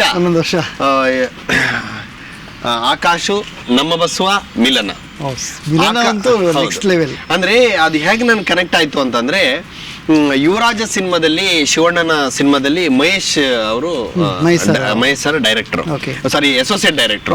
ಅವರು ಪ್ರಥಮ ಡೈರೆಕ್ಷನ್ ಸಿನಿಮಾ ಬಂದು ಆಕಾಶ್. ಸೊ ಆವಾಗ ನಮ್ಗೆ ಅವ್ರು ಅಸೋಸಿಯೇಟ್ ಆಗಿದ್ದಾಗ ನಮ್ಗೆ ಆತ್ಮೀಯ ಪರಿಚಯ ಇರೋದ್ರಿಂದ, ಸರ್ ನನ್ಗೊಂದು ಒಳ್ಳೆ ಪಾತ್ರ ಕೊಡಿ ಸರ್, ನನ್ಗೊಂದು ಒಳ್ಳೆ ಪಾತ್ರ ಅಂದ್ರೇನು, ಇಲ್ಲ ಒಂದು ಒಳ್ಳೆ ಪಾತ್ರ ಕೊಡಿ, ರೆಕಗ್ನೈಸ್ ಆಗುವಂತ ಒಂದು ಪಾತ್ರ ಕೊಡಿ ಅಂತ. ಯುವರಾಜದಲ್ಲಿ ನಮ್ಗೆ 4 ಡೈಲಾಗ್, ನಮ್ಗೆ ಅವಾಗೆಲ್ಲ ಎಷ್ಟು ಡೈಲಾಗ್ ಕೊಟ್ರು ಅಂತ ನಮ್ಗೆ ಅದು ಮುಖ್ಯ. ಇದ್ರಲ್ಲಿ ಅರ್ಧ ಡೈಲಾಗ್, ಇದು 1 ಡೈಲಾಗ್, ಇದು 3 ಡೈಲಾಗ್. ಪೇಮೆಂಟ್ ಇಂಪಾರ್ಟೆಂಟ್ ಅಲ್ಲ, ಡೈಲಾಗ್ ಇಂಪಾರ್ಟೆಂಟ್. ಅಯ್ಯೋ ಆಕ್ಚುಲಿ ಆಗಿನ ಕಲಾವಿದರು ಟೆಕ್ನಿಷಿಯನ್ಸ್ ಮೈಂಡ್ ಸೆಟ್ ಬೇರೆ ಇದೆ, ಈಗಿನ ಕಲಾವಿದರು technicians mind set totally different. ಹೇಳಿ, ಫಸ್ಟ್ ಸಿನಿಮಾ ಪೇಮೆಂಟ್ ಎಷ್ಟು? ಫಸ್ಟ್ ಸಿನಿಮಾ ಪೇಮೆಂಟು ನಾನು 1,500 ರೂಪಾಯಿ ದುಡ್ಡನ್ನ ಹೋಗಿ ಸರೋವರ ಹೋಟ್ಲಲ್ಲಿ ಸುದೀಪ್ ಸರ್ ಹತ್ರ ಇಸ್ಕೊಂಡ್ ಬಂದಿದ್ದೀನಿ. ಅದು ನನ್ನ ಗ್ರೇಟ್ ಸ್ಟಾರ್ ಇಸ್ಕೊಂಡ್ ಬಂದಿದ್ದೀನಿ, ಅವ್ರದ್ದೇ ಪ್ರೊಡಕ್ಷನ್ ಅದು. ಸೊ ಅಂದ್ರೆ ನಮ್ಗೆ ಅಲ್ಲಿ ಏನಂದ್ರೆ ಪೇಮೆಂಟ್ ಅನ್ನೋದಕ್ಕಿಂತ ಅದೊಂದು ಖುಷಿ ಅಷ್ಟೇ. ಆಕ್ಚುಲಿ ಈಗ ತುಂಬಾ ಕಮರ್ಷಿಯಲ್ ಆಗಿದೆ, ಆವಾಗೆಲ್ಲ ಆತರ ಇರ್ಲಿಲ್ಲ. ಪಾತ್ರಗಳು ಸಿಕ್ಕಿದ್ರೆ ಆಮೇಲೆ ಪಾತ್ರಗಳು ಸಿಕ್ಕಿದ್ರೆ ನಮ್ಗೆ ಅವರು ಅವಕಾಶ ಕೊಟ್ಟವರು, ಪ್ರೊಡ್ಯೂಸರು, ಡೈರೆಕ್ಟ್ರು, ಆಮೇಲೆ ಆ ಪ್ರೊಡಕ್ಷನ್ ನಮ್ಗೆ ದೇವ್ರ ತರ ಫೀಲ್ ಆಗೋದು. ಅಂದ್ರೆ ಆ ಒಂದು ಸಾರಿ ಇವಾಗ್ನವ್ರ ಇಲ್ಲ ಅನ್ನೋ ತರದಲ್ಲ, ಬಟ್ ನಮ್ಗೆ ಆ ಟೈಮಿನ ಒಂದು ಪಾತ್ರ, ಚಿಕ್ಕ ಪಾತ್ರ ಸಿಕ್ಕಿದ್ರು ಅಷ್ಟು ನಾವು ಎಂಜಾಯ್ ಮಾಡ್ತಾ ಇದ್ವಿ. ಪುನೀತ್ ಸರ್ ಜೊತೆ 3 ಸಿನಿಮಾ ಮಾಡಿದಾಗ ಅವ್ರ ಒಡನಾಟ ಮತ್ತೆ ಇವತ್ತು ಅವರು ಇಲ್ಲ, ಸೊ ನಿಮಗೆ ಏನನ್ಸುತ್ತೆ ಪರ್ಸನಲಿ? ನನಗೆ ವೈಯಕ್ತಿಕವಾಗಿ ಭಾಳ ನೋವಿದೆ. ಅದನ್ನ ನನಗೆಲ್ಲ ಇಡೀ ಈ ಪ್ರಪಂಚಕ್ಕೆ ಇದೆ. ನಾನು ವೈಯಕ್ತಿಕವಾಗಿ ನನಗೆ ಒಡನಾಟ ಹೇಗಾಯ್ತು ಅಂದ್ರೆ, ಅದು ಕೂಡ ಆವಾಗೆಲ್ಲ ಒಂದು ಪಾತ್ರ ಸಿಲೆಕ್ಷನ್ ಮಾಡ್ಬೇಕಂದ್ರೆ ಡೈರೆಕ್ಟ್ರು ಕೂಡ ಏಕಾಏಕಿ ಮಾಡೋದಿಲ್ಲ, ಅದು ಟೀಮು ಎಲ್ಲ ಸಿಲೆಕ್ಷನ್. ನಮಗೆ ಅಯ್ಯೋ ನಿನ್ನ ಸೆಲೆಕ್ಟ್ ಮಾಡ್ತಾ ಇದೀವಿ ಅಂದ ತಕ್ಷಣ ಅಯ್ಯೋ ದೇವ್ರೆ ಪಾತ್ರ ಮಿಸ್ ಆಗದೆ ಇರಲಿ ಅಂತ ನಾವು ದೇವ್ರ ಹತ್ರ ಬೇಡ್ಕೊಳ್ಳೋಷ್ಟು ಮಟ್ಟಿಗೆ ಮಹೇಶ್ ಸರು ಒಂದ್ ಕಡೆ ಕರೆದ್ರು. ಅದೊಂದು ಚೌಲ್ಟ್ರಿಲಿ, ರಾಜಾಜಿನಗರದ ಒಂದು ಚೌಲ್ಟ್ರಿಲಿ ಶೂಟಿಂಗ್ ನಡೀತಾ ಇತ್ತು. ಕರೆದ್ರು, ನನ್ನ ಬಗ್ಗೆ ಆಲ್ರೆಡಿ ಒಂದಿಷ್ಟು ಬಿಲ್ಡಪ್ಗಳು ಅಲ್ಲಿ ಕೊಟ್ಟಿದ್ರು. ಕೊಟ್ಟು ಫಸ್ಟ್ ಹೋಗಿ ರಾಘಣ್ಣ ಸರ್ಗೆ ನನ್ನ ಪರಿಚಯ ಮಾಡಿಸಿದ್ರು. ಇವನ ಆ ಪಾತ್ರ ಮಾಡ್ತಾ ಇದ್ದ. ಸರಿ ಅಪ್ಪಾಜಿ, ಆಗ್ಲಿ ಒಳ್ಳೇದಾಗ್ಲಿ ಅಂತ ಅವ್ರ ಆಶೀರ್ವಾದ ಸಿಕ್ತು. ಅಲ್ಲಿಂದ ಅಪ್ಪು ಸರ್ನ ಮೀಟ್ ಆದೆ. ನೀವು ಥಿಯೇಟರ್ ಆರ್ಟಿಸ್ಟ್ ಅಂತ ನಂಗೆ ಕೇಳಿ ಖುಷಿ ಆಯ್ತು. ನಮ್ಗೆ ಒಂದು ಪಾತ್ರ ಸಿಕ್ಕಿದ್ರೆ ಸಾಕು ಅಂದ್ರೆ ಅಂಥದ್ರಲ್ಲಿ ಅಪ್ಪು ಸರ್ ನಮ್ಮನ್ನ ಹೊಗಳಕ್ ಶುರು ಮಾಡೋದು. ನಮ್ಗೆ ಒಳಗಡೆ ಒಂಥರ ಭಯ, ಆಮೇಲೆ ಒಂಥರ ಖುಷಿ ಕೂಡ. ಸೊ ಆಕಾಶ್ ಸಿನಿಮಾದಲ್ಲಿ ಒಬ್ಬ ನಿರುದ್ಯೋಗಿ ಯುವಕನ ಪಾತ್ರ. ಅವನು ಕೆಲಸ ಸಿಗದೆ ಅವನು ಆ ಫ್ರಸ್ಟ್ರೇಷನ್ ಅಲ್ಲಿ ಗೌರ್ಮೆಂಟ್ನೇ ಎಚ್ಚರಿಸೋ ದೃಷ್ಟಿಯಲ್ಲಿ ನಾನು ಸೀಮೆಣ್ಣೆ ಸುರ್ಕೊಂಡು ಸುಸೈಡ್ ಮಾಡ್ಕೊಳ್ಳುವಂತ ಒಂದು ಪಾತ್ರ. ಸೊ ಆವಾಗ ಅಪ್ಪು ಸರ್ ಸೈಡಲ್ಲಿ ಡ್ರೈವಿಂಗ್ ಅಲ್ಲಿ ಹೋಗ್ತಾ ಇರ್ತಾರೆ. ಅವರು ಡ್ರೈವಿಂಗ್ ಸ್ಕೂಲ್ ಅಲ್ಲಿ ಡ್ರೈವಿಂಗ್ ಹೇಳ್ಕೊಡ್ತಾ ಇರ್ತಾರೆ. ಅಲ್ಲಿ ಬಂದು ಅವ್ರು ನನಗೆ ಬುದ್ಧಿವಾದ ಹೇಳುವಂತ ಒಂದು ಪಾತ್ರ. ಇದು ಎಷ್ಟು ಪಾಪ್ಯುಲರ್ ಆಯ್ತು ಅಂದ್ರೆ, ಇವತ್ತು ನಾನು 7-8 ಸಿನಿಮಾ ಹೀರೋ ಆದರೂ ಕೂಡ ಇವತ್ತು ನಾನು ಪೆಟ್ರೋಲ್ ಬಂಕ್ಗೆ ಪೆಟ್ರೋಲ್ ಹಾಕ್ಸೋಕೆ ಹೋದ್ರು ಅಥವಾ ಇನ್ನೊಂದು ಯಾವುದೋ ಕಡೆಗೆ ಹೋದ್ರೆ, ನೀವು ಆಕಾಶಲ್ಲಿ ಮಾಡಿದ್ರಲ್ಲ ಅಪ್ಪು ಸರ್ ಜೊತೆಲಿ ಅಂತಾರೆ. ಸೊ ಆ ರೆಕಗ್ನೇಷನ್ ನನಗೆ ಬಹಳ ಥ್ರಿಲ್ ಕೊಡೋದು. ಏನಂದ್ರೆ ನಾನು ಹೀರೋ ಆಗಿ ಎಷ್ಟು ಮಾಡಿದ್ರು ಬಟ್ ಆ ಒಂದು ಪಾತ್ರ ಒಂದು ಆಕ್ಚುಲಿ 2 ಸೀನ್ ಬರೋದು, ಬಟ್ ಅಷ್ಟು ಜನರ ಮನಸ್ಸಿಗೆ ನಾಟಿದೆ ಆ ಪಾತ್ರ. ಅಷ್ಟು ಗಟ್ಟಲೆ ವ್ಯೂಸ್ ಹೋಗಿದೆ ಅಂದ್ರೆ ಅಷ್ಟು ಜನ ಅದನ್ನ ನೋಡಿದ್ದಾರೆ. ನಿಜವಾಗ್ಲೂ ಅದು ನನ್ನ ಅದೃಷ್ಟ. ಆ ಸಿನಿಮಾದಿಂದಲೇ ನನ್ನ ಕೆರಿಯರ್ ನೆಕ್ಸ್ಟ್ ಲೆವೆಲ್ಗೆ ಹೋಗುತ್ತೆ.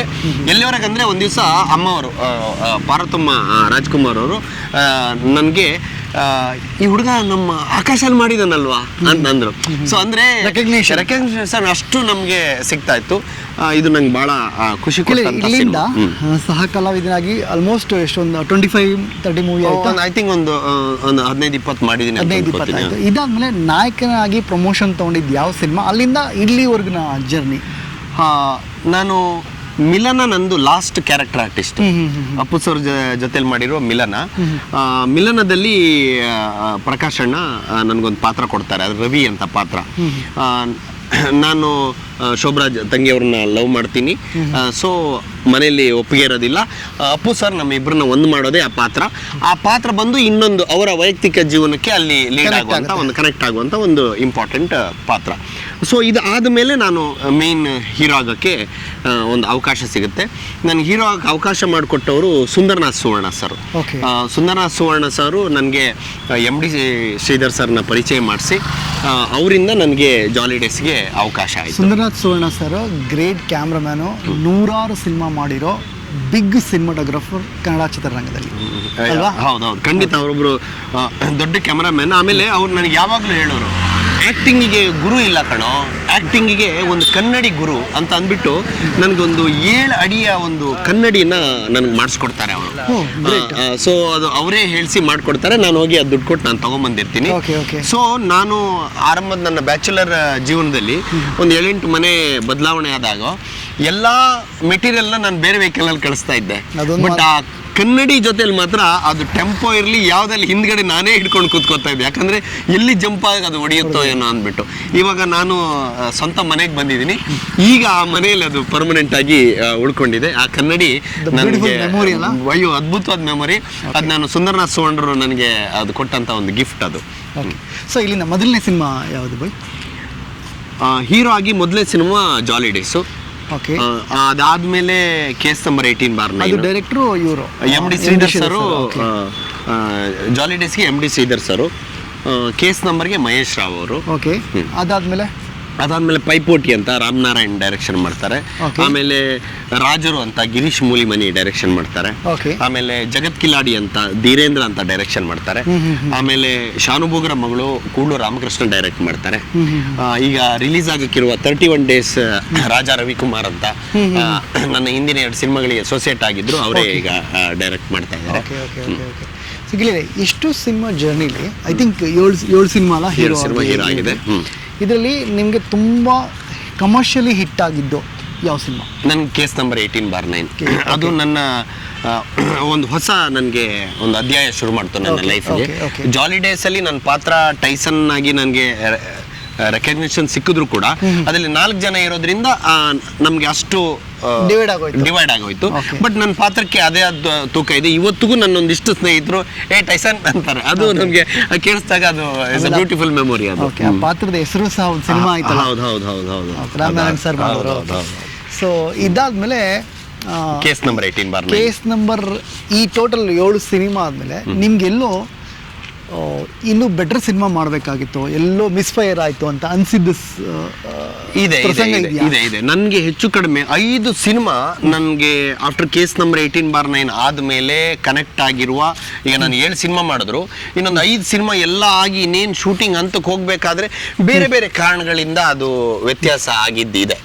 ಸೊ ಅದನ್ನ ಯಾವುದು ನಾನು ಪ್ಲಸ್ಸು ಮೈನಸ್ಸು ಅಂತ ಅದನ್ನ ದೂರೋದಿಲ್ಲ. ಕೆಲವು ನಾನು ಇಷ್ಟು ನನ್ನ ಜರ್ನಿಯಲ್ಲಿ ನಾನು ಹೀರೋ ಆಗಿದ್ದು ಒಂದು ಆಕಸ್ಮಿಕ. ಸೊ ಹಾಗೆ ಈ ಕೆಲವೊಂದು ತಪ್ಪಿ ಹೋಗಿದ್ದು ಆಕಸ್ಮಿಕ. ನನಗೆ ಪ್ಲಸ್ ಆಗೋದು ಆಕಸ್ಮಿಕ, ಮೈನಸ್ ಆಗೋದು ಆಕಸ್ಮಿಕ. ಇಲ್ಲಿ ನಮ್ಮ ಕೆಲಸ ಮಾತ್ರ ನಮಗೆ ನಂಬಿಕೆ ಇರುವಂತದ್ದು. ನಮ್ಮ ಕೆಲಸನ ನಾವು ಭಕ್ತಿಯಲ್ಲಿ ನಾವು ಮಾಡ್ಕೊಂಡು ಹೋಗ್ಬೇಕು. ರಿಸಲ್ಟ್ ಬಗ್ಗೆ ಜಾಸ್ತಿ ನಾನು ವರಿ ಮಾಡ್ಕೊಂಡಿಲ್ಲ. ಬಟ್ ಅಂದ್ರೆ ಒಂದಿಷ್ಟು ನೋವುಗಳಿರ್ತವೆ, ಒಂದು ಖುಷಿ ಇರ್ತವೆ, ಬೇಜಾರಿರ್ತವೆ. ನನ್ಗೆ ನೋವೇ ಇಲ್ಲ ಅಂತ ಅದರ ಸುಳ್ಳು ಹೇಳಕ್ ಆಗೋದಿಲ್ಲ. ಎಲ್ಲ ಇದೆ. ಅದನ್ನೇನು is like A journey, is A beautiful journey memory ಅಂತ ಅನ್ಕೊಂಡು ಹೋಗ್ತಾ ಇದ್ದೀನಿ. ಸೊ ಈ ಜರ್ನಿಲಿ ಕೆಲವು ಸರಿ ರಾಂಗ್ ಸ್ಕ್ರಿಪ್ಟ್ ಸೆಲೆಕ್ಷನ್ಸ್ ಆಗಿರ್ಬೋದು, ಅಥವಾ ಪಾತ್ರಗಳು ಮಿಸ್ಫೈರ್ ಆಗಿರ್ಬೋದು, ರಿಲೀಸ್ ಪ್ರಾಬ್ಲಮ್ಸ್ ಆಗಿರ್ಬೋದು, ಅಥವಾ ಇದೆಲ್ಲ ಸಮಸ್ಯೆಗಳು ಇದ್ದೇ ಇರುತ್ತೆ. ಸೊ ಅಲ್ಟಿಮೇಟ್ಲಿ ನೀವು ಈ ಜರ್ನಿಯಿಂದ ನೀವು ಏನನ್ನ ಕಂಡುಕೊಂಡ್ರಿ? ಆ್ಯಕ್ಚುಲಿ ಚಿತ್ರರಂಗ ಅನ್ನೋದು ಒಂದು ಪಕ್ಕಾ ಒಂದು ಗ್ಯಾಮ್ಲಿಂಗ್ ಇದು, ಅದರಲ್ಲಿ ಡೌಟೇ ಇಲ್ಲ. ಆ ಗ್ಯಾಮ್ಲಿಂಗ್ ಮಧ್ಯದಲ್ಲಿ ಒಂದು ಕ್ಯಾಲ್ಕುಲೇಷನ್ ಹಾಕೊಂಡು ನಾವು ಒಂದು ಪ್ಲೇ ಮಾಡ್ತೀವಿ. ಇದೇ ಲೈಫಿನ ಬ್ಯೂಟಿ. ಇವಾಗ ಎಲ್ಲರಿಗೂ ಗೊತ್ತು, ಇಲ್ಲಿ ಹುಟ್ಟು ಹೇಗೆ ಆಕಸ್ಮಿಕವೋ ಸಾವು ಕೂಡ ಯಾರಿಗೆ ಗೊತ್ತೇ ಇರೋದಿಲ್ಲ ಲೈಫಲ್ಲಿ. ಸೊ ಆ ಥರ ಈ ಜರ್ನಿ ಕೂಡ ಹಾಗೆ. ಇಲ್ಲಿ ನಿಮಗೆ ಯಾವುದು ಗೆಲ್ಲುತ್ತೆ, ಯಾವುದು ಸೋಲುತ್ತೆ, ಯಾವುದು ಸರಿ, ಯಾವುದು ತಪ್ಪು ಅಂತ ಆ ಫಾರ್ಮುಲಾ ಇಲ್ಲ. ಇಲ್ಲಿ ನಾವು ಮಾಡಿರೋ ಎಷ್ಟೋ ಸರಿಯಾದ ಫಾರ್ಮುಲಾಗಳು ಕೆಲವೊಂದು ಟೈಮಲ್ಲಿ ಕೈ ಕೊಡುತ್ತೆ, ಇರ್ಬೋದು. ಕೆಲವು ಸರಿ ರಾಂಗ್ ಫಾರ್ಮುಲಾ ಅನ್ನೋದು ಅದು ಕೈ ಹಿಡಿದಿದ್ದಿದೆ ಇತಿಹಾಸ. ಇದು ನಮ್ಮಂತವ್ರಲ್ಲ, ದೊಡ್ಡ ಲೆಜೆಂಡ್ಗಳೇ ಎಷ್ಟೋ ಜನ ಇದನ್ನ ವ್ಯಾಖ್ಯಾನ ಮಾಡಿದ್ದಾರೆ. ಸೊ ಇದು ಯಾವುದು ನಮ್ ಗ್ರಿಪ್ಪಲ್ಲಿ ಇಲ್ಲದೆ ಇರೋದು. ನಾವು ಒಂದು ಅದ್ಭುತವಾದ ಸಿನಿಮಾ ಮಾಡಿ ನಾವು ಜನಕ್ಕೆ ತಲುಪಿಸೋಕೆ ಪ್ರಯತ್ನ ಮಾಡೋದು ಮಾತ್ರ ನಮ್ಮ ಕರ್ತವ್ಯ. ಬೆಳೆ ಬೆಳೆದಂಗೆ ನಾವು ಹೊಲದಲ್ಲಿ ಎಷ್ಟೇ ಅದ್ಭುತವಾದ ಬೆಳೆ ಬೆಳೆದ್ರು ನ್ಯಾಚುರಲ್ ಕೆಲಾಮಿಟೀಸ್ ಅಂತ ಏನು ಹೇಳ್ತೀವಲ್ಲ, ಸೊ ಅದು ಬಂದ್ಬಿಟ್ಟು ನಮ್ಮನ್ನ ಡಿಸ್ಟ್ರಾಯ್ ಮಾಡ್ಬೋದು. ಅದು ಇಲ್ಲ ಅಂದ್ರೆ ನಾವು ಸುಮಾರಾಗಿ ಬೆಳೆದ್ರೂ ಯಾವುದೇ ಸಮಸ್ಯೆ ಆಗದೆ ಅದು ಅದ್ಭುತವಾದ ಇಳುವರಿ ಕೊಟ್ಟಂಗೆ ಆಗ್ಬೋದು. ಸೊ ಅದು ನಮ್ಮ ಅದೃಷ್ಟ ಅಂತ ಹೇಳಕ್ಕೆ ಇಷ್ಟಪಡ್ತೀನಿ. ಓಕೆ, ಥ್ಯಾಂಕ್ ಯು ಗೆಳೆಯರೆ. ಇನ್ನು ಕೂತ್ಕೊಂಡು ಮಾತಾಡೋಣ, ನಡೆದು ಸಾಕಾಗಿದೆ ಅಂತ ಅನ್ಸುತ್ತೆ. ಹಾಗೇನಿಲ್ಲ, ಇದೊಂದು ಬ್ಯೂಟಿಫುಲ್ ನಮ್ಮ ಜರ್ನಿ ಜೊತೆಲಿ ಈ ಜರ್ನಿನೂ ಒಂಥರ ಹಿತ ಮತ್ತೆ ಮಜಾ ಕೊಡ್ತಾ ಇದೆ. ಓಕೆ, ಇದಾದ್ಮೇಲೆ ನಿಮಗೆ ಬೇರೆ ಅಂದರೆ ಟಿ ವಿ ಸೀರಿಯಲ್ಗೆ ಅಥವಾ ಬಿಗ್ ಬಾಸ್ಗೆ ಆ ಥರದ್ದು ಏನಾದರೂ ಆಫರ್ಗಳು ಬೇರೆ ಇದನ್ನ ಬಿಟ್ಟು ಅದರ್ ಚಿತ್ರರಂಗಕ್ಕೆ ಏನಾದ್ರು ಬಂದಿದ್ದುಂಟಾ? ಇದೆ ನನಗೆ ಆ್ಯಕ್ಚುಲಿ ಆ ಲೆಕ್ಕದಲ್ಲಿ ಒಂದು ನಮ್ಮೊಬ್ಬರು ಸ್ನೇಹಿತರ ಮುಖಾಂತರ ಒಂದು ತಮಿಳ್ ಸಿನಿಮಾದ್ದು ಒಂದು ಮಾತುಕತೆ ಆಗಿತ್ತು. ಆಮೇಲೆ ಒಂದು ತೆಲುಗುದ್ದು ಒಂದು ಪಾತ್ರಕ್ಕೆ ಮಾತುಕತೆ ಆಯಿತು. ಟಿವಿ ಸೀರಿಯಲ್ಗಳು ಬಂದಿದೆ. ಟಿವಿ ಸೀರಿಯಲ್ ಮೇನ್ ಲೀಡ್ಗೆ ಒಂದು ಬೇರೆ ಬೇರೆ ಪ್ರತಿಷ್ಠಿತ ಚಾನಲ್ಗಳ ಮುಖಾಂತರ ನನಗೆ ಆಫರ್ ಬಂದಿದೆ. ಬಟ್ ನನಗೆ ಟಿ ವಿ ಸೀರಿಯಲ್ ವೈಯಕ್ತಿಕ ಅಂದರೆ ನನಗೆ ಅಷ್ಟು ಇಷ್ಟ ಇಲ್ಲ ಅಂತ ಹೇಳೋದಕ್ಕಿಂತ ನಾನು ಕಂಫರ್ಟ್ ಝೋನ್ಗೆ ಹೋಗ್ಬಿಡ್ತೀನೋ ಏನೋ ಅಂತ ಅನಿಸೋದು. ಯಾಕಂತಂದರೆ ಸಿನಿಮಾ ಇವತ್ತಿನ ದಿನದಲ್ಲಿ ಸೀರಿಯಲ್ ತುಂಬ ಫೈನಾನ್ಷಿಯಲಿ ಆರ್ಟಿಸ್ಟ್ಗಳೆಲ್ಲ ಸೆಕ್ಯೂರ್ ಆಗ್ತಾರೆ. ಬಟ್ ಸಿನಿಮಾದಲ್ಲಿ ಆ ಥರ ಇಲ್ಲ. ಬಟ್ ಆದ್ರೂ ನಾನು ಸಿನಿಮಾ ಬಿಟ್ಟು ಹೋಗಲಿಲ್ಲ. ಯಾಕೆ ಅಂತಂದರೆ ಒಂದು ಕಡೆಯಲ್ಲಿ ಹೋಗಿ ನಾನು ಸೆಕ್ಯೂರ್ ಆದರೆ ಮತ್ತೆ ನಂದೊಂದು ಇಷ್ಟು ಐಡಿಯಾ ಇದೆ. ನನಗೆ ಗೊತ್ತಿಲ್ಲ ಒಂದು ಸಿನಿಮಾದಲ್ಲಿ ಒಂದಿಷ್ಟು ಸಾಧನೆಗಳು ಮಾಡಬೇಕು, ಈ ಥರ ಸಿನಿಮಾಗಳು ಮಾಡಬೇಕು. ಇವಾಗ ಒಂದು 7-8 ಸಿನಿಮಾ ಹೀರೋ ಆಗಿ ಮಾಡಿದ್ದೀನಿ. ಇನ್ನೊಂದಿಷ್ಟು ಐಡಿಯಾಗಳು ಇಟ್ಕೊಂಡಿದ್ದೀನಿ. ನನ್ನ ಪ್ರೊಡಕ್ಷನ್ ಹೌಸಲ್ಲಿ ಈ ಥರ ಸಿನಿಮಾ ಮಾಡಬೇಕು, ನನ್ನ ಡೈರೆಕ್ಷನಲ್ಲಿ ಈ ಥರ ಸಿನಿಮಾ ಮಾಡಬೇಕು, ಈ ಥರ ಸಿನಿಮಾಗಳು ನನಗೆ ಬರಬೇಕು. ನನಗೆ ವಿಜಯ್ ಸೇತುಪತಿ ಥರ ಒಂದು ಆರ್ಟಿಸ್ಟ್ ಆಗಬೇಕು. ನನಗೆ ಅಂದರೆ ನನಗೆ ಹೀರೋ ಅನ್ನೋ ಕಾನ್ಸೆಪ್ಟ್ ಇಲ್ಲ. ಹೀರೋ ಆಗಿದೆ, ಮಾಡಿದ್ದೀನಿ, ಒಂದು 7-8 ಪೂಜೆ ಅದ್ರಲ್ಲಿ ತೃಪ್ತಿ ಇದೆ, ಖುಷಿ ಇದೆ. ಪಾತ್ರವೇ ಹೀರೋ ಆಗಿರಬೇಕು, ಅಂತ ಪಾತ್ರಗಳಲ್ಲಿ ನಾನು ಅಭಿನಯಿಸಬೇಕು ಅನ್ನೋದು ನನಗೆ ಇಷ್ಟ. ಇಲ್ಲಿ ಈಗ ಇಷ್ಟು 7 ಸಿನಿಮಾದಲ್ಲಿ ಈಗ 31 ಡೇಸ್ ಅನ್ನೋ ಸಿನಿಮಾ ನೀವೇ ಪ್ರೊಡ್ಯೂಸರ್. ಹೌದು. ಆ ಜರ್ನಿ ಹೇಗಿದೆ, ಆಕ್ಟರ್ ಟು ಪ್ರೊಡ್ಯೂಸರ್ ಜರ್ನಿ? ಅದಕ್ಕೆ ಆ್ಯಕ್ಚುಲಿ ನಾನು ಪ್ರೊಡ್ಯೂಸರ್ ಆಗಕ್ಕೆ ಐಡಿಯಾ ಇಟ್ಕೊಂಡು ನಾನು ಹೋಗಿದ್ದಲ್ಲ. ಆಫ್ಟರ್ ಕೋವಿಡ್ ಆದಮೇಲೆ ಸಿನಿಮಾಗಳ ಸಂಖ್ಯೆ ನನಗೆಲ್ಲ ಎಲ್ಲ ಆರ್ಟಿಸ್ಟ್ಗಳಿಗೂ ಸಾಮಾನ್ಯವಾಗಿ ಸಮಸ್ಯೆ ಆಯಿತು. ಅದೇ ಟೈಮಲ್ಲಿ ಒಂದು ನಾವೆಲ್ ಕತೆ, ಭಾಗ್ಯ ಕೃಷ್ಣಮೂರ್ತಿ ಅವರು ಬರೆದಿರೋ ನಾವೆಲ್ಲು, ಕೂಡ್ಲು ರಾಮಕೃಷ್ಣ, ಆಮೇಲೆ CM ನಾರಾಯಣ್ ಸರ್ ಪ್ರೊಡಕ್ಷನಲ್ಲಿ ಒಂದು ಸಿನಿಮಾಕ್ಕೆ ಅವಕಾಶ ಬಂತು, ಶಾನುಭೋಗರ ಮಗಳು ಅಂತ. ನಾನು, ರಾಗಿಣಿ ಪ್ರಜ್ವಲ್ ಅವರು, ಆಮೇಲೆ ಕಿಶೋರ್ ಸರು, ಆಮೇಲೆ Ramesh Bhat, Sudha Belawadi, is a big ಒಳ್ಳೆ ಸ್ಟಾರ್ ಕಾಸ್ಟಲ್ಲಿ ಒಂದು 250 ವರ್ಷದ ಹಳೆ ಕತೆ ಒಂದು ಅವಕಾಶ ಬಂತು. ಆ ಸಿನಿಮಾ ನಾನು ಮಾಡ್ತಾ ಇರಬೇಕಾದ್ರೆ ಇನ್ನೊಂದು ಆಫರ್ ಬಂತು, ಅದೇ 31 ಡೇಸ್. ಅದು ಡೈರೆಕ್ಟ್ ಒಬ್ರು ಪ್ರೊಡ್ಯೂಸರ್ ಜೊತೆಲಿ ಬರ್ತಾರೆ, ಬಂದು ಎಲ್ಲ ಕತೆ ಹೇಳ್ತಾರೆ, ಎಲ್ಲ ಪ್ಲ್ಯಾನ್ ಆಗುತ್ತೆ. ಆ ಪ್ಲ್ಯಾನ್ ಆಗಿದ ತಕ್ಷಣ ಈಗ ಕೋವಿಡ್ ಇರೋದ್ರಿಂದ ನಾನು ನಿಮಗೆ ಪೇಮೆಂಟ್ ಎಲ್ಲ ಕೊಡೋಕ್ಕಾಗೋದಿಲ್ಲ ಅಂತ ಹೇಳ್ತಾರೆ. ನಾನು ಹೇಳಿದೆ, ಪೇಮೆಂಟ್ ಓಕೆ ಪರವಾಗಿಲ್ಲ, ನೀವು ನನ್ನನ್ನು ಇನ್ವಾಲ್ವ್ ಮಾಡ್ಕೊಳ್ಳಿ ಆ ಪ್ರಾಜೆಕ್ಟಿಗೆ, ನಂದು ಸ್ವಲ್ಪ ಇನ್ವಾಲ್ವ್ಮೆಂಟ್ ಇರುತ್ತೆ. ಇಲ್ಲ ನೀವು ಬರೀ ಆ್ಯಕ್ಟಿಂಗ್ ಮಾಡಬೇಕು, ನಿಮ್ಗೆ ಆಮೇಲೆ ನಾನು ಕೊಡ್ತೀನಿ ಅಂತ ಅಂದರು. ಆವಾಗ ನಾನು ಡೈರೆಕ್ಟ್ರಿಗೆ ಕರೆದು ಹೇಳಿದೆ, ನೋಡಪ್ಪ ಇವಾಗ ನನಗೆ ಆಲ್ರೆಡಿ ಒಂದು ಪಿಕ್ಚರ್ ಹೋಗ್ತಾ ಇದೆ, ಇನ್ನೊಂದು 2-3 ಕತೆ ಡಿಸ್ಕಷನ್ನಲ್ಲಿದೆ, ಈ ಐಡಿಯಾ ಇಲ್ಲ, ಅವರು ಬೇರೆ ಯಾರನ್ನಾದ್ರೂ ಇಟ್ಕೊಂಡು ಮಾಡಿದ್ರು ಮುಂದೆ ಓರಿ, ಇಲ್ಲ ಅದು ಆಗಲಿಲ್ಲ ಅಂದರೆ ಒಂದು 3-4 ತಿಂಗಳು ಬಿಟ್ಟು ನಂತರ ಬನ್ನಿ ನನ್ನ ಜೊತೆಲಿ ಅಂತ. ಸೊ ಅದು ಕಾರಣಾಂತರದಿಂದ ಅವ್ರಿಗೆ ಅದು ಹೊಂದಾಣಿಕೆ ಆಗಲಿಲ್ಲ. ಸೊ ಆವಾಗ ನಾನು 31 ಡೇಸ್ ನಾನು ಮಾಡೋದಕ್ಕೆ ಆಕ್ಸಿಡೆಂಟಲ್ ಪ್ರೊಡ್ಯೂಸರ್. ಬಟ್ ನನಗಿಲ್ಲ ಆ್ಯಕ್ಚುಲಿ ಪ್ರೊಡ್ಯೂಸ್ ಮಾಡಬೇಕು ಅನ್ನೋ ಪ್ಲಾನ್ ಇತ್ತು. ಬಟ್ ಅದಕ್ಕೆ ಎಲ್ಲದೂ ಕಾಲ ಕೂಡಿ ಬರಬೇಕಲ್ಲ. ಸೊ ಈ ಸಂದರ್ಭಗಳನ್ನ ನಾನು ಕೂತ್ಕೊಂಡು, ಇಲ್ಲಪ್ಪ ನಾನು ಇನ್ನೂ ಒಂದು ಫೈನಾನ್ಷಿಯಲಿ ರೆಡಿ ಮಾಡ್ಕೋಬೇಕಾದ್ರೆ ಇನ್ನೊಂದು 6 ತಿಂಗಳು ಆಗುತ್ತೆ, ಏಕಾಏಕಿ ನಾನು ನುಗ್ಗಕ್ಕಾಗಲ್ಲ. ಸೊ ಅಂತ ಮತ್ತು ನಾನು ಡಿಲೇ ಮಾಡಿದೆ. ಇನ್ನೊಂದು 6 ತಿಂಗಳು ಆಯಿತು, 6 ತಿಂಗಳು 8 ತಿಂಗಳು ಆಯಿತು. ಯಾಕಂದರೆ ನನಗೆ ಸಿನಿಮಾದ ಇಷ್ಟು ಜರ್ನಿಯಲ್ಲಿ ಆತರಕ್ಕೆ ಬಿದ್ದು ಏನೋ ಮಾಡೋಕ್ಕೋಗಿ ತಗಲಾಕಿ ಪಿಕ್ಚರ್ ಕಂಪ್ಲೀಟ್ ಮಾಡಿ ಅದನ್ನು ರಿಲೀಸ್ ಮಾಡೋದು ಎಷ್ಟು ಕಷ್ಟ ಇದೆ ಅನ್ನೋ ಅನುಭವ ನನಗಿದೆ ಇಷ್ಟು ಜರ್ನಿಲಿ.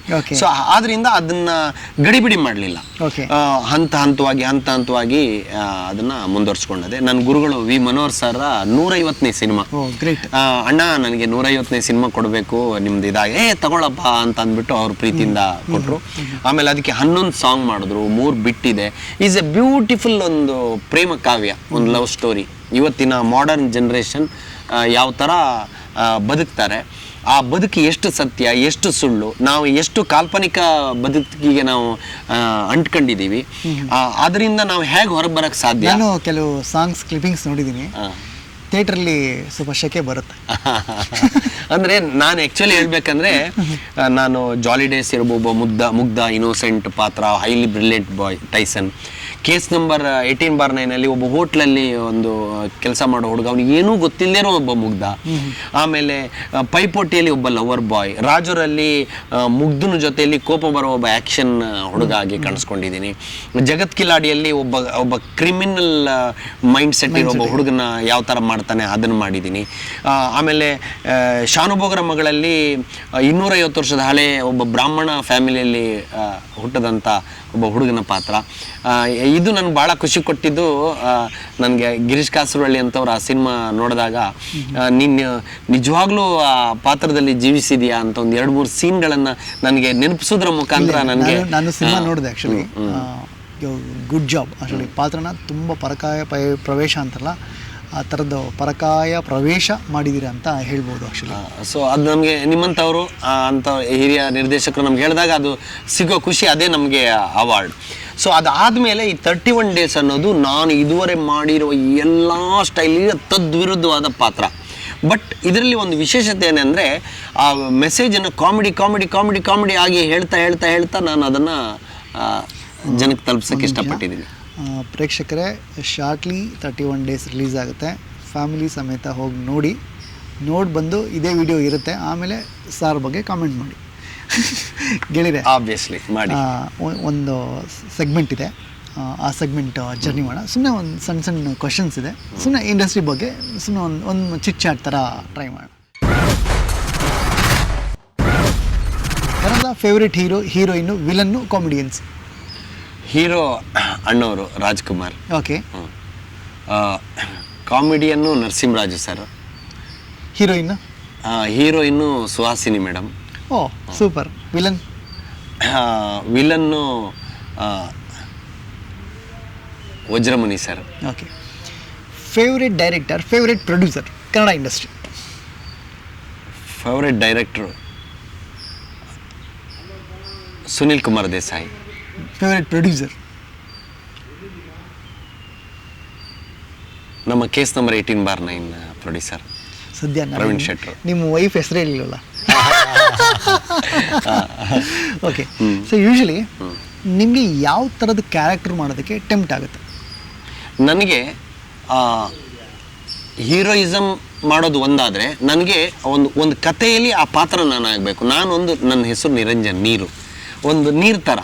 ನೀವು ಯಾವ ಬೌಲಿಗೆ ಹಾಕಿದ್ರೂ ಅದಕ್ಕೆ ಮ್ಯಾಚ್ ಆಗೋ ಥರದಲ್ಲಿ ನಾನು ಹೊಂದ್ಕೋಬೇಕನ್ನೋದು ನನಗಿಷ್ಟ. ನನಗೋಸ್ಕರ ಪಾತ್ರ ಕ್ರಿಯೇಟ್ ಆಗೋದು ಮುಖ್ಯ ಅಲ್ಲ, ಆ ಪಾತ್ರಕ್ಕೆ ನಾನು ಹೊಂದ್ಕೊಂಡು ಅದು ಮಾಡುವಂಥದ್ದು ನನಗೆ ಭಾಳ ಇಷ್ಟವಾದ. ಸಿನಿಮಾದಲ್ಲಿ ಆ್ಯಕ್ಟರ್ ಹೀರೋ ರೋಲ್ ಬಿಟ್ಟು ಯಾವ ಡಿಪಾರ್ಟ್ಮೆಂಟ್ ಇಷ್ಟ ನಿಮಗೆ? Like music, costume, makeup, direction department ಈ ಥರದ್ದಿದೆ, ಇದರಲ್ಲಿ ಯಾವುದು ಯುವರ್ ಫೇವ್ರೇಟ್? ನನಗೆ ಡೈರೆಕ್ಷನ್ ಡಿಪಾರ್ಟ್ಮೆಂಟ್. ಸಿನಿಮಾ ಬಿಟ್ಟು ಬೇರೆ ಏನು ಮಾಡ್ತೀರಾ? ಸಿನಿಮಾ ಬಿಟ್ಟು ಅಡ್ವರ್ಟೈಸಿಂಗ್ ಮಾಡಿದ್ದೀನಿ. ನಂದೇ ಈ ಸಿನಿಮಾದ ಪ್ಯಾರಲಲ್ ಆಗಿ ಒಂದು ಜೀವನಕ್ಕೊಂದು ಇಷ್ಟು ಆಗಬೇಕಲ್ವಾ. ಸೊ ಹಾಗಾಗಿ ಸಿನಿಮಾ ಬಿಟ್ಟು ಬೇರೆ ಏನು ಮಾಡೋಕ್ಕಾಗಲ್ಲ, ಆ್ಯಕ್ಷನ್ ಕಟ್ ಸೌಂಡ್ ಕೇಳಿಸ್ತಾನೆ ಇರಬೇಕು. ಸೊ ಹಾಗಾಗಿ ಆ್ಯಡ್ ಫಿಲ್ಮ್ಸ್ ಮೇಕಿಂಗ್ ಮಾಡಿದೆ. ಸೊ ಅದಕ್ಕೆ ನನಗೆ, ಯಾಕಂದರೆ ಅದು ಇಂಡೈರೆಕ್ಟ್ ಆಗಿ ಅದು ಕ್ರಿಯೇಟಿವ್ ಫೀಲ್ಡ್ ಆಗಿರೋದ್ರಿಂದ ಒಂದಿಷ್ಟು ಆ್ಯಡ್ ಫಿಲ್ಮ್ಸ್ಗಳು ಮಾಡಿದ್ದೀನಿ. ಓಕೆ. ಸಿನಿಮಾದಲ್ಲಿ ಯಾರಾದರೂ ಶತ್ರುಗಳಿದಾರ? ಅವ್ರು ಇದುವರೆಗೂ ಏನು ಕಿತಿಮೆ ಮಾಡೋರು ನಿಮಗೆ? ಆ್ಯಕ್ಚುಲಿ ಶತ್ರುಗಳಿದ್ದಾರೆ, ಇಲ್ಲ ಅಂತ ನಾನೇನು ಹೇಳಲ್ಲ. ಬಟ್ ಅದು ಕೆಲವೊಂದು ಗೊತ್ತಾಗೋದಿಲ್ಲ. ಏನಾದ್ರು ಡ್ಯಾಮೇಜ್ ಮಾಡಿದ್ದಾರೆ? ಡ್ಯಾಮೇಜ್ ಅಂತೂ ಆಗೇ ಇರುತ್ತೆ. ಡ್ಯಾಮೇಜು ಅಂದರೆ ಅದು ಸಹಜ. ಪ್ರಾಜೆಕ್ಟ್ ಅದು ಈಗ ಮೂಗಿದ್ದಾಗೆ ನೆಗಡಿ ಇದ್ದಂಗೆ ಅದು. ಸೊ ಅಂದರೆ ಅದು ಆ ಕಡೆ ನೆಗಡಿ ಬರಬಾರ್ದು ಅಂತ ಹೇಳೋಕ್ಕಾಗಲ್ಲ, ಮೂಗನ್ನು ಕುಯ್ಯೋಕ್ಕೂ ಆಗಲ್ಲ. ಸೊ ಆ ಥರ ಎರಡನ್ನೂ ಹೊಂದ್ಕೊಂಡು ಹೋಗಬೇಕು. ಅದನ್ನೆಲ್ಲ ಆದಷ್ಟು ಅವಾಯ್ಡ್ ಮಾಡಿ ಮುಂದೆ ಹೋಗೋದೇ ಬುದ್ಧಿವಂತರ ಲಕ್ಷಣ. ಯಾಕಂತಂದರೆ ಅದನ್ನು ನಾವು ವೈಯಕ್ತಿಕವಾಗಿ ಅದನ್ನು ಗ್ರಿಜ್ ತಗೋಬಾರ್ದು, ಅಥವಾ ಅದನ್ನು ವೈಯಕ್ತಿಕವಾಗಿ ಅದರ ಹಿಂದೆ ಹೋಗಬಾರ್ದು. ನಮ್ಮ ಸಾಧನೆಗಳು ನಿಂತು ಹೋಗ್ಬಿಡ್ತವೆ, ನಮ್ಮ ಅಚೀವ್ಮೆಂಟ್ಗಳು ನಿಂತು ಹೋಗುತ್ತೆ. ಅವರ ತಡೆಗಳು, ಅವರ ಪ್ರಾಬ್ಲಮ್ಗಳೇ ನಾವು ಅದನ್ನು ಎನರ್ಜಿಯಾಗಿ ತಗೊಂಡು ನಮ್ಮ ಕೆಲಸಕ್ಕೆ ಅದನ್ನು ಗೊಬ್ಬರ ಮಾಡಿಕೊಂಡು ಮುಂದೆ ಹೋಗ್ಬೇಕು ಅನ್ನೋದು ನನ್ನ ಐಡಿಯಾ. ಸಿನಿಮಾದಲ್ಲಿ ನಿಮಗೆ ಲಾಭ ಆಗಿದೆ, ನಷ್ಟ ಆಗಿದೆಯಾ ಸಿನಿಮಾಯಿಂದ? ಸಿನಿಮಾದಿಂದ ಒಂದಿಷ್ಟು ಲಾಭ ಆಗಿದೆ, ಒಂದಿಷ್ಟು ನಷ್ಟ ಆಗಿದೆ. ಅಂದರೆ ನಷ್ಟ ಅಂತ ಹೇಳೋಕ್ಕಿಂತ ಲಾಭನೇ ಜಾಸ್ತಿ ಆಗಿದೆ ಅಂತ ಹೇಳೋಕೆ ಖುಷಿ ಪಡ್ತೀನಿ. ಸೊ ನಿಮ್ಮನ್ನು ಎಕ್ಸಾಕ್ಟ್ಲಿ ಸಿನಿಮಾಗೆ ಇಂಟ್ರೊಡ್ಯೂಸ್ ಮಾಡಿರೋರು ಯಾರು, ಬ್ರೇಕ್ ಕೊಟ್ಟಿರೋರು ಯಾರು? ನನಗೆ ಸಿನಿಮಾಕ್ಕೆ ಪಕ್ಕಾ ಇಂಟ್ರೊಡ್ಯೂಸ್ ಮಾಡಿಸಿದ ನಮ್ಮ ಗುರುಗಳು ವಿ ಮನೋಹರ್ ಸರ್. ಚಿತ್ರರಂಗದ ಸಂಪೂರ್ಣ ಸಹವಾಸ ಆಗಿರೋದು ನನಗೆ ವಿ ಮನೋಹರ್ ಸರ್. ಬ್ರೇಕ್ ಕೊಟ್ಟವರು ನನಗೆ ಬ್ರೇಕ್ ಕೊಟ್ಟವರು ಸುಂದರ್ನಾಥ್ ಸುವರ್ಣರ ಮುಖಾಂತರ MD ಶ್ರೀಧರ್ ಸರ್, ಜಾಲಿ ಡೇಸ್ ಪ್ರಥಮ ನನಗೆ ಬ್ರೇಕ್ ಕೊಟ್ಟಿದ್ದು. ಈಗಿನ ಆ್ಯಕ್ಟರಿಗೂ ಬಂದಿರೋ ನಿಮ್ಮ ಜನ್ರೇಷನ್ ಬಂದಿರೋ ಆ್ಯಕ್ಟರಿಗೂ ಡಿಫ್ರೆನ್ಸ್, ಅವ್ರಿಗೆ ಏನು ಕಿವಿ ಮಾತು ಹೇಳ್ತೀರಾ? ಇಲ್ಲ, ನಾನು ಯಾರಿಗೂ ಕಿವಿ ಮಾತು ಹೇಳೋಕೆ ಹೋಗೋದಿಲ್ಲ. ವ್ಯತ್ಯಾಸ ಏನಂದ್ರೆ ಕಿವಿ ಇರಲ್ಲ, ಅದಕ್ಕೆ ಕೇಳಾಗಿಲ್ಲ. ಆಮೇಲೆ ನಾವು ಈಗ ಯಾರಿಗೂ ಮನುಷ್ಯನ ಒಂದು ನನ್ನ ವೈಯಕ್ತಿಕವಾಗಿ ನಾವು ಯಾರಿಗೂ ಬುದ್ಧಿ ಹೇಳಬಾರ್ದು, ನಮ್ಮ ಅನುಭವನ ಹೇಳ್ಕೋಬೇಕು. ನಾನು ಇಲ್ಲಿ ಇಷ್ಟೇ ಹೇಳಿರೋದು ನನ್ನ ಅನುಭವ ಅಥವಾ ನನ್ನ ಎಕ್ಸ್ಪೀರಿಯನ್ಸ್, ನಾನು ಬೆಳೆದು ಬಂದ ನೀವು ಕೇಳಿದ ಕ್ವಶನ್ಸ್ಗೆ ನಾನು ಆನ್ಸರ್ ಮಾಡಿರೋದು. ಇನ್ನೊಬ್ಬರಿಗೆ ಬುದ್ಧಿ ಹೇಳೋಕೆ ಹೋಗಲೇಬಾರ್ದು. ನಾವು ನಮ್ಮ ಅಭಿಪ್ರಾಯನ ಮಾತ್ರ ನಾವು ವ್ಯಕ್ತಪಡಿಸ್ಬೇಕು. ಸೊ ಇವತ್ತಿನ ಜನ್ರೇಷನ್ ಆರ್ಟಿಸ್ಟ್ಗಳು ತುಂಬ ಪ್ರಾಕ್ಟಿಕಲ್ ಆಗಿದ್ದಾರೆ. ಸ್ವಲ್ಪ ಒಂದು 5-10 ವರ್ಷದ ಹಿಂದಿನ ಆರ್ಟಿಸ್ಟ್ಗಳು ಸಂಬಂಧಗಳಿಗೆ ಜಾಸ್ತಿ ಒತ್ತು ಕೊಡ್ತಾ ಇದ್ರು. ಇವಾಗ ಅದೇನು ಜಾಸ್ತಿ ತಲೆ ಕೆಡಿಸ್ಕೊಳ್ಳ, ಪ್ರಾಕ್ಟಿಕಲ್ ಆಗಿದ್ದಾರೆ ಅಷ್ಟೇ. 1+1 ಅಷ್ಟೇ. ಇನ್ನೂ ಒಳ್ಳೆ ಸಿನಿಮಾ ಮಾಡೋದಕ್ಕೆ ನೀವು ಏನು ಬೆಟರ್ ಆಗಬೇಕು? ಬೆಟರ್ ಆಗಬೇಕಂತ ಏನಿಲ್ಲ, ಅದು ಅವಕಾಶಗಳು ಬರಬೇಕಷ್ಟೆ. ಈಗ ನಾನು ಜಾಲಿ ಡೇಸಲ್ಲಿ ನಾನು ಟೈಸನ್ ರೋಲ್ ಮಾಡ್ತೀನಂತ ನಾನು ಈಸ್ ನಾಟ್ ಮೈ ಐಡಿಯಾ, ಅದು ನನಗೆ ಒಂದು ಸಿಕ್ಕಿರೋದು. ಕೇಸ್ ನಂಬರ್ ಕೂಡ ಇದು ನನಗೆ ಸಿಕ್ಕಿರೋದು. ಹೀಗೆ ಇನ್ನೊಂದು 4-5 ಪಾತ್ರಗಳು ಬಂದು ಇನ್ನೇನು ಆಗಬೇಕು ಅನ್ನೋ ಟೈಮಲ್ಲಿ ಅದು ಕೈ ತಪ್ಪೋಯ್ತು. ಸೊ ಅಂಥ ಕೈ ತಪ್ಪೋದಂಥ ಎಷ್ಟೋ ಪಾತ್ರಗಳು ಮತ್ತೆ ದೈವ ಕೃಪೆಯಿಂದ ಇನ್ಯಾರೋ ಇದರಿಂದ ವಾಪಸ್ ಬರಲಿ ಅಂತ ಕೇಳ್ಕೊತೀನಿ ಹೊರತು ನಾನು ಯಾರನ್ನೂ ಬ್ಲೇಮ್ ಮಾಡಲ್ಲ ಅಥವಾ ಯಾರನ್ನೂ ದೂಷಿಸಲ್ಲ. ಸೊ ಒಬ್ಬ ಡೈರೆಕ್ಟರ್ ನಿಮ್ಮ ಹತ್ರ ಬಂದು ಕತೆ ಹೇಳಿ ನಿಮ್ಮನ್ನು ಸಿನಿಮಾ ಒಳಗಡೆ ಹಾಕ್ತೀರ. ಸೊ ಹೇಗೆ ಕೋಪ್ರೇಷನ್ಸ್ ಇದೆ ನಿಮಗೂ ಡೈರೆಕ್ಟ್ರಿಗೂ ಪ್ರೊಡ್ಯೂಸರ್ಸ್ಗೂ, ಹೇಗೆ ಕೋಪ್ರೇಷನ್ಸ್ ಕೊಡೋದಕ್ಕೆ ನೀವು ಟ್ರೈ ಮಾಡ್ತೀರಾ? ನಾನು ಪಕ್ಕ ಡೈರೆಕ್ಟರ್ ಆರ್ಟಿಸ್ಟು. ಡೈರೆಕ್ಟರ್ ಹೇಗೆ ಹೇಳ್ತಾರೆ ಅದನ್ನು ನಾವು ಮಾಡಬೇಕು. ಯಾಕಂದರೆ director is A captain of the ship. Okay. ಅವರ ಮಾರ್ಗದರ್ಶನದಲ್ಲಿ ನಾವು ಹೋದಾಗ ಯಾರ್ದಾದ್ರೂ ಒಂದು ಐಡಿಯಾದಲ್ಲಿ ನಾವು ಹೋಗಿ ತಲುಪ್ಕೋತೀವಿ. ಯಾವಾಗಲೂ ಆ ಐಡಿಯಾಗಳು ಅದು ಸರಿ ತಪ್ಪು ಬೇರೆ. ಒಬ್ಬ ನಿರ್ದೇಶಕನ ಐಡಿಯಾದಲ್ಲಿ ಹೋಗ್ಬೇಕು. ಸಣ್ಣ ಪುಟ್ಟ ಏನಾದರೂ ಆ್ಯಕ್ಟಿಂಗಲ್ಲಿ ಸರಿ ಈ ಥರ ಮಾಡ್ಬೋದಾ, ಈ ಥರ ಹೀಗೆ ಮಾಡ್ಬೋದಾ, ಹೀಗೆ ಬೆಟರ್ ಮಾಡ್ಬೋದಾ ಅಂತ ಸಜೆಷನ್ ಕೇಳ್ಬೋದೇ ಹೊರತು ಈಸ್ ಎ ಪಕ್ಕ director media is a cinema ಅಂದರೆ. ಡನ್. Thank you. ಸೂಪರಾಗಿ ನೇರವಾಗಿ ಆನ್ಸರ್ ಮಾಡಿದ್ದೀರಾ. ಪ್ರೈಸ್ ನಮ್ಮ ಚಾನಲಲ್ಲಿ ಕೊಡೋಷ್ಟು ಶ್ರೀಮಂತರಾಗಿಲ್ಲ, ಮುಂದೆ ಆದರೆ ಡೆಫಿನೆಟಾಗಿ ಮನೆಗೆ ತಲುಪಿಸ್ತೀನಿ. ನೀವು ದೇವ್ರನ್ನ ನಂಬ್ತೀರಾ? ಎಸ್. ಸೋಷಿಯಲ್ ಮೀಡಿಯಾ ಅಡಿಕ್ಟ್ ಆಗಿದ್ದೀರಾ? ನೀವು ಯಾರಿಗಾದರೂ ಲಂಚ ಕೊಟ್ಟಿದ್ದೀರಾ? ಎಸ್. ಯಾರಾದರೂ ಬ್ಯೂಟಿಫುಲ್ ಗರ್ಲ್ಸಿಗೆ ಫ್ಲರ್ಟ್ ಮಾಡಿದ್ದೀರಾ? ಎಸ್. ಎಸ್ಸಾ? ನೋ. ಓಕೆ. ಯಾವುದಾದ್ರೂ ಹಿಟ್ಟು, ಯಾವುದಾದ್ರೂ ಫಿಲ್ಮ್ ಹಿಟ್ ಆದರೆ ನಿಮಗೆ ಜಲಸ್ ಫೀಲ್ ಆಗುತ್ತಾ? ನೋ. ನೋ. ಓಕೆ. ನೀವು ಸುಳ್ಳು ಹೇಳಿದ್ದೀರಾ? ಹೆಂಡತಿ ಹತ್ರ ಸುಳ್ಳು ಹೇಳಿದ್ದೀರಾ? ಹೆಂಡತಿ ಹತ್ರ ಹೇಳಿಲ್ಲ. ನಿಮ್ಮ ಮೇಲೆ ನಿಮಗೆ ಕೋಪ ಇದೆಯಾ? ನಿಮ್ಮ ಮೇಲೆ ನಿಮಗೆ ಕೋಪ ಇದೆಯಾ? I love my self. ಯಾವುದು? ನಿಮ್ಮ ಮೇಲೆ ನಿಮಗೆ ಕೋಪ ಇದೆಯಾ? ಇಲ್ಲ. ಇಲ್ಲ. ಎಸ್. ಎಸ್. ಬುಕ್ಸ್ ಓದ್ತೀರಾ? ಹಾಂ, ಹೊಸ ಅಭ್ಯಾಸ. ಹೊಸಬ್ರು ಸಿನಿಮಾ ರಿಲೀಸ್ ಆದರೆ ಫಸ್ಟ್ ಡೇ ಹೋಗಿ ನೋಡ್ತೀರಾ? ಕೆಲವೊಂದು ನೋಡಿದ್ದೀನಿ. ಓಕೆ. ನಿಮಗೆ ಕನ್ನಡ ಇಂಡಸ್ಟ್ರಿ ಮೇಲೆ ಏನಾದರೂ ಬೇಜಾರಿದೆಯಾ? ನೋ. ನೀವು ಒಳ್ಳೆ ವ್ಯಕ್ತಿನಾ? ಖಂಡಿತ. ಎಸ್. ನಿಮಗೆ ಮನಿ ಸಂಪಾದನೆ ಮಾಡಿದ್ರೆ ಖುಷಿ ಕೊಡುತ್ತಾ? ಆಬ್ವಿಯಸ್ಲಿ. ಓಕೆ. ನೀವು most happy person? I am a happy person. ನಿಮಗೆ ಯಾವಾಗಲೂ ಕೋಪ ಬರುತ್ತಾ? ಎಸ್. ಓಕೆ. ನೀವು ಯಾರಾದರೂ ಫ್ರೆಂಡ್ಸಿಗೆ ಚೀಟ್ ಮಾಡಿದ್ದೀರಾ? ನೋ. No way. ಯಾವುದಾದ್ರು ಫಿಲಮ್ ನೋಡ್ಬಿಟ್ಟು ಕ್ಲೈಮ್ಯಾಕ್ಸ್ನ ಮುಂಚೆನೇ ಗೆಸ್ ಮಾಡಿದ್ದೀರಾ? ಎಸ್. ಓಕೆ. ಈಗ ಯಾರಾದ್ರ ಮೇಲೋ, ಈಗ ಯಾವುದಾದ್ರು ಹೊಸ ವಿಷಯದ ಮೇಲೆ ನೀವು R&D ಮಾಡೋದಕ್ಕೆ ನಿಮ್ಮ ಮೈಂಡು ವರ್ಕ್ ಆಗುತ್ತಾ? ಆಗುತ್ತೆ. ಎಸ್. ನೀವು ಯಾವುದಾದ್ರೂ ಸ್ನಾನ ಮಾಡದೆ ಒನ್ ಡೇ ಕಳೆದಿದ್ದೀರಾ?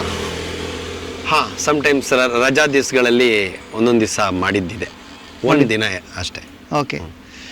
ಸೊ ನೀವು ಎಲ್ಲರೂ ಹೊರಗಡೆ ನಿಮ್ಗೆ ಯಾರಾದರೂ ಅಭಿಮಾನಿಗಳು ಬಂದು ನಿಮ್ಮ ವೈಫ್ ಪಕ್ಕ ಇದ್ದಾಗ ಬ್ಯೂಟಿಫುಲ್ ಗರ್ಲ್ಸ್ ಬಂದರೆ ಅವರಿಗೆ ಆಟೋಗ್ರಾಫ್ ಕೊಡಬೇಕು ಅಂತ ಅನಿಸುತ್ತಾ? ಹಾಂ, ಕೊಟ್ಟಿದ್ದೀವಿ ಕೂಡ. ಅದರಲ್ಲಿ ಏನು ನಮಗೆ my family is a film family. Thank you. Super ಆಗಿತ್ತು ಎಸ್ ಆರ್ ನೋ ಕಾರ್ಯಕ್ರಮ class. Thank you it's very nice. ಶೆಟ್ರೆ, ನಿಮ್ಮ ಬಗ್ಗೆ ಯಾವುದಾದ್ರೂ ರೀಸೆಂಟ್ ಡೇಸಲ್ಲಿ ಟ್ರೋಲ್ ಆಗಿರೋದಿದೆಯಾ? ಒಂದು ಭಾಳ ದೊಡ್ಡ ಟ್ರೋಲ್ ಆಗಿದೆ. ಓಕೆ. ಅನುಪಮ ಗೌಡ ನನಗೆ ಮದುವೆ ಮಾಡಿಸ್ಬಿಟ್ಟಿದ್ರು. ಓಕೆ. ಸೊ ಎಲ್ಲ ಅದು ಯಾವುದೋ ಒಂದು ಸಿನಿಮಾದಲ್ಲಿ ನಾವಿಬ್ಬರು ಜೊತೆಲಿ ಗಂಡ ಹೆಂಡತಿ ಪಾತ್ರ ಮಾಡಿದ್ವಿ. ಸೊ ಅದು ಹಾರ ಎಕ್ಸ್ಚೇಂಜ್ ಮಾಡ್ಕೋತಾ ಇರುವ ಸೀನ್ ಇತ್ತು. ಅದ್ರದ್ದು ಪೇಪರಲ್ಲಿ ಒಂದು ಫೋಟೋನು ಕೂಡ ಬಂದಿತ್ತು ಆ ಟೈಮ್, ಶೂಟಿಂಗ್ ಟೈಮಲ್ಲಿ. ಆ ಫೋಟೋನ ಎಲ್ಲ ಇಟ್ಕೊಂಡು ಅನುಪಮ ಸಿಹಿ ಸುದ್ದಿ ಕೊಟ್ಲು ಅಂತ, ನಿರಂಜನ ಜೊತೆಯಲ್ಲಿ ಅನುಪಮ ಮದುವೆ ಅಂತ ಈ ಥರ ಹಾಕ್ಬಿಟ್ಟು ನನಗೆ ಭಾಳ ಪಾಪ ನನಗೂ ಹಿಂಸೆ ಆಗಿತ್ತು, ಪಾಪ ಅನುಪಮ ಅವ್ರಿಗೂ ಭಾಳ ಹಿಂಸೆ ಆಗಿತ್ತು. ಅದು ಮಿಲಿಯಗಟ್ಟಲೆ ವ್ಯೂಸ್ ಹೋಗಿತ್ತು. ಎಲ್ಲ ಫೋನ್ ಮಾಡಿ ಮಾಡಿ ಅಯ್ಯೋ ಯಪ್ಪ ಸುಮ್ಮನಿರಪ್ಪ, ಅದು ಅಲ್ಲ, ಸುಮ್ಮನೆ ಯಾರೋ ಫೇಕ್ ಅಂತ ಹೇಳಿ. ಪಾಸಿಟಿವ್ ವಿಷಯಗಳು ಯೂಸ್ ಆಗಲ್ಲ, ಇಲ್ಲ ನೆಗೆಟಿವ್ ವಿಷಯಗಳು ಸಿಕ್ಕಾಪಟ್ಟೆ. ಹೆಂಗಂದ್ರೆ ನೆಗೆಟಿವ್ ವಿಷಯ ಅದು ಬೆಳಕಿನ ವೇಗದಲ್ಲಿ ಸಂಚಾರ ಮಾಡುತ್ತೆ. ಇದೊಂದು ಸೆಗ್ಮೆಂಟು ಕನ್ನಡ ಚಿತ್ರರಂಗದಲ್ಲಿ ನಮ್ಮ ಆಕ್ಟರ್ಗಳು ಯಾರ್ಯಾರಿದ್ದಾರೆ ಅವ್ರಿಗೆ ಏನೇನು ಪ್ಲೇಸ್ಮೆಂಟ್ ಕೊಡ್ಬೋದು ಅಂತ. ಇದು ಇಲ್ಲ, ನಿಮಗೆ ಏನನ್ಸುತ್ತೆ ಅದನ್ನ ಕಂಫರ್ಟಬಲ್ ಆಗಿ ಹೇಳಿ. ಓಕೆ. ಪೊಲಿಟಿಷಿಯನ್ ಯಾರು ಮಾಡ್ಬೋದು? ಪೊಲಿಟಿಷಿಯನ್ ಸುದೀಪ್ ಸರ್ ಮಾಡ್ಬೋದು. ಯಾಕಂದ್ರೆ ಯಾವ್ದಾದ್ರು ಒಂದು ಕೆಲಸ ಹಿಡಿದ್ರೆ ಬೆನ್ನತ್ತಿ ಆ ಕೆಲಸನ ಮಾಡಿಸೋದ್ರಲ್ಲಿ ಅವರು ನಿಸ್ಸೀಮರು. ಅದರಿಂದ ಅಭಿವೃದ್ಧಿ ಆಗುತ್ತೆ ಅನ್ನೋ ದೃಷ್ಟಿಯಲ್ಲಿ ಸುದೀಪ್ ಸರ್ ಅಂತ ಹೇಳಿ. ಬಿಸ್ನೆಸ್ ಮ್ಯಾನ್ ದರ್ಶನ್ ಸರ್ ಅನ್ಬೋದು. Okay. Cricketer Shivanna. Okay. Monk Swamiji. Ramesh Aravind sir. ಯಾಕಂದ್ರೆ ಅವರು ಹೇಳುವ ಕೆಲವೊಂದು ಹಿತನುಡಿಗಳು ಎಷ್ಟೋ ವಿದ್ಯಾರ್ಥಿಗಳ ಅಥವಾ ಎಷ್ಟೋ ವ್ಯಕ್ತಿಯ ಜೀವನ ಬದಲಾಯಿಸುವಂತ ಒಂದು ಸಾಮರ್ಥ್ಯ ಇರುವಂತ ಮಾತಾಡ್ತಾರೆ, ಮೋಟಿವೇಟ್ ಮಾಡ್ತಾರೆ. ಆದ್ರಿಂದ ರಮೇಶ್ ಅರವಿಂದ್ ಸರ್ ಅಂತ ಹೇಳ್ಬೋದು. Okay. Big boss host Sudeep sir ಬಿಟ್ಟರೆ ಬೇರೆ ಯಾರು ಮಾಡ್ಬೋದು? ಸದ್ಯಕ್ಕೆ ಸುದೀಪ್ ಸರ್ಗೆ ಆಲ್ಟರ್ನೇಟ್ ಇಲ್ಲ ಅಂತ ಅನ್ಕೋತೀನಿ. ಅದನ್ನ ಬಿಟ್ಟರೆ ರಮೇಶ್ ಅರವಿಂದ್ ಸರೇ. ಓಕೆ. ಕನ್ನಡ ಚಿತ್ರರಂಗದ ಲೇಡಿ ರೌಡಿ ಯಾರು? ಮಾಲಾಶ್ರೀ ಮೇಡಮ್. ಓಕೆ. ರೈತ ಯಾರಾಗ್ಬೋದು ನಮ್ಮ ನಾಯಕರಲ್ಲಿ? ರೈತ Rishab Shetty. Oh super. Okay. Soldier ಯಾರು? Indian soldier.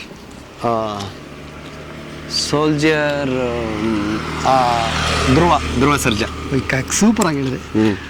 ಕನ್ನಡ ಹೋರಾಟಗಾರ ಯಾರಾಗ್ಬೋದು? ಧನಂಜಯ್. Okay, super.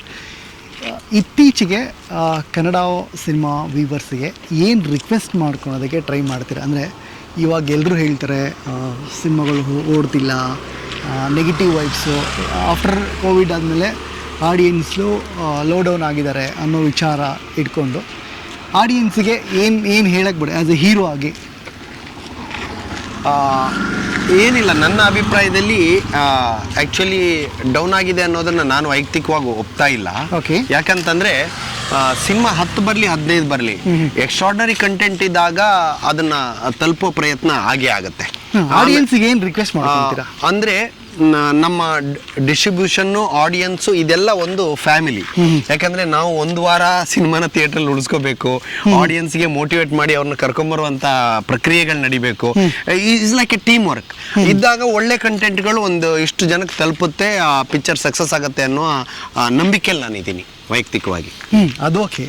ಈಗ ಆಡಿಯನ್ಸ್ಗೆ ಏನು ರಿಕ್ವೆಸ್ಟ್ ಮಾಡ್ಕೊತೀರಾ ಅಂದರೆ, ಸೊ ಸಿನಿಮಾ ನೋಡುವ ಅಭ್ಯಾಸನ ರೂಢಿಸ್ಕೊಳ್ಳೋದ್ರ ಬಗ್ಗೆ ಆಮೇಲೆ ಇದನ್ನು ಯಾರಿಗೂ ನಾವು ಫೋರ್ಸ್ ಮಾಡೋಕ್ಕಾಗೋದಿಲ್ಲ. ಅಂದರೆ ಇವಾಗ ಸೋಷಿಯಲ್ ಮೀಡಿಯಾ ಇದೆ, ಸಾಕಷ್ಟು ಮಾಧ್ಯಮಗಳಿದೆ, ಜನಕ್ಕೆ ಆಪ್ಷನ್ಸ್ಗಳು ಜಾಸ್ತಿ ಇದೆ. ಸೊ ಆದ್ದರಿಂದ ನಾವು ಅವರ ಆಪ್ಷನ್ಸಿಗೆ ಆಯ್ಕೆಗೆ ತಕ್ಕಾಗಿ ನಾವೇನೋ ಸ್ಪೆಷಲ್ ಮಾಡಿ ಅವ್ರನ್ನ ಅಟ್ರಾಕ್ಟ್ ಮಾಡಬೇಕೇ ಹೊರತು ಬೇರೆ ಆಯ್ಕೆಗಳಿಲ್ಲ. ನೀವು ನೋಡಿ ಅಂತ ಫ್ರೀಯಾಗಿ ನೋಡೋಕೆ ಹೇಳಿದ್ರು ನೋಡೋದಿಲ್ಲ. ಸೊ ಅದನ್ನು ನಾವು ಮಾಡಿದ್ರೆ ಅಲ್ಲಿ ನಾವು ಸಕ್ಸಸ್ ಆಗೋದಿಲ್ಲ. ನಮ್ಮಲ್ಲಿ ಇರುವ ವಿಷಯಗಳನ್ನ ಹೊಸದಾಗಿ ಮಾಡಿ ಜನರನ್ನ ಅಟ್ರಾಕ್ಟ್ ಮಾಡಬೇಕು. ನಾಟ್ ಓನ್ಲಿ ಸಿನಿಮಾ, ಒಂದು ಹೋಟೆಲ್ ಮಾಡಿದ್ರು ಆ ಹೋಟೆಲಲ್ಲಿ ನೀವು ಯಾವ್ದಾರು ಒಂದು 2 ಸ್ಪೆಷಲ್ ತಿಂಡಿ ಇಟ್ಟರೆ ಅವಾಗ ಆಟೋಮೆಟಿಕ್ ಅಲ್ಲಿ ಇಲ್ಲಿ ಮಾಡ್ತಾರೆ, ಹಾಲ್ವಾಯಿ ಮಾಡ್ತಾರೆ, ಇಲ್ಲ ಅತ್ರಸ ಮಾಡ್ತಾರೆ, ಏನೋ ಒಂದು ಸ್ಪೆಷಲ್ ಇದೆ ಅಂದ ತಕ್ಷಣ ಅಲ್ಲಿ ಮೈಸೂರು ಪಾಕ, ಇಲ್ಲಿ ಅದು ಜನರ ಹೋಟ್ಲಲ್ಲಿ ಇದು ಉಡುಪಿ ಗಾರ್ಡನಲ್ಲಿ ಇದು ಸ್ಪೆಷಲ್ಲು, ಈ ಥರ ಇದ್ದಾಗ ಮಾತ್ರ ನಾವು ಅಟ್ರಾಕ್ಟ್ ಮಾಡೋಕ್ಕೆ ಸಾಧ್ಯ. ಆ ನಿಟ್ಟಲ್ಲಿ ನಾವೇ ಏನೋ ಡಿಫ್ರೆಂಟಾಗಿ ಮಾಡಿ ಜನರನ್ನ ಅಟ್ರಾಕ್ಟ್ ಮಾಡಬೇಕೇ ಹೊರತು ಬನ್ನಿ ನೀವು ನೋಡಿ ಅಂದ ತಕ್ಷಣ ಅವರು ಬರೋದಿಲ್ಲ, ಅದರಿಂದ ಯಾರಿಗೂ ಯೂಸ್ ಇಲ್ಲ ಅನ್ನೋದು ನನ್ನ ವೈಯಕ್ತಿಕ ಅಭಿಪ್ರಾಯ. Okay, super answer. ಒಂದು ಲಾಸ್ಟ್ ಸೆಗ್ಮೆಂಟು. ಈ ಸೆಗ್ಮೆಂಟಲ್ಲಿ ಏನಂದರೆ ಸಿಂಗಲ್ ಲೈನಲ್ಲಿ ಆನ್ಸರ್ ಹೇಳಬೇಕು.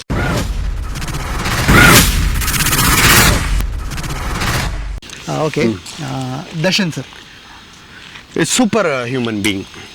Sudeep sir. Is a good cricketer. Yash, rocking star. Stylish man. Dhruva. Aggressive.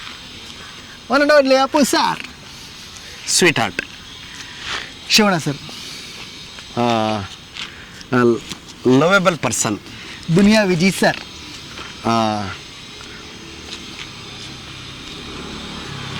ಆತ್ಮೀಯತೆ. Rakshit Shetty sir. Reserve. Rishab Shetty. Beautiful smile. Niranjan Shetty. Again beautiful smile. Okay. Nikhil Kumaraswamy. Good hearted person. ಈಗಿನ ಪ್ರೊಡ್ಯೂಸರ್. ಟೋಟಲಿ ಕ್ಯಾಲ್ಕುಲೇಷನಲ್ಲಿ ಪಿಕ್ಚರ್ ಮಾಡ್ತಾರೆ. ಕ್ಯಾಲ್ಕುಲೇಟಿವ್. ಕನ್ನಡ. ಬ್ರೆತ್, ಉಸಿರು. ಡೈರೆಕ್ಟರ್ಸ್. ಮಾರ್ಗದರ್ಶಕರು. OTT. Future. News channels. Blessings. TV channels. News channel. Entertainment channels. Entertainment. Energy. Award, rewards. Motivation. Social media.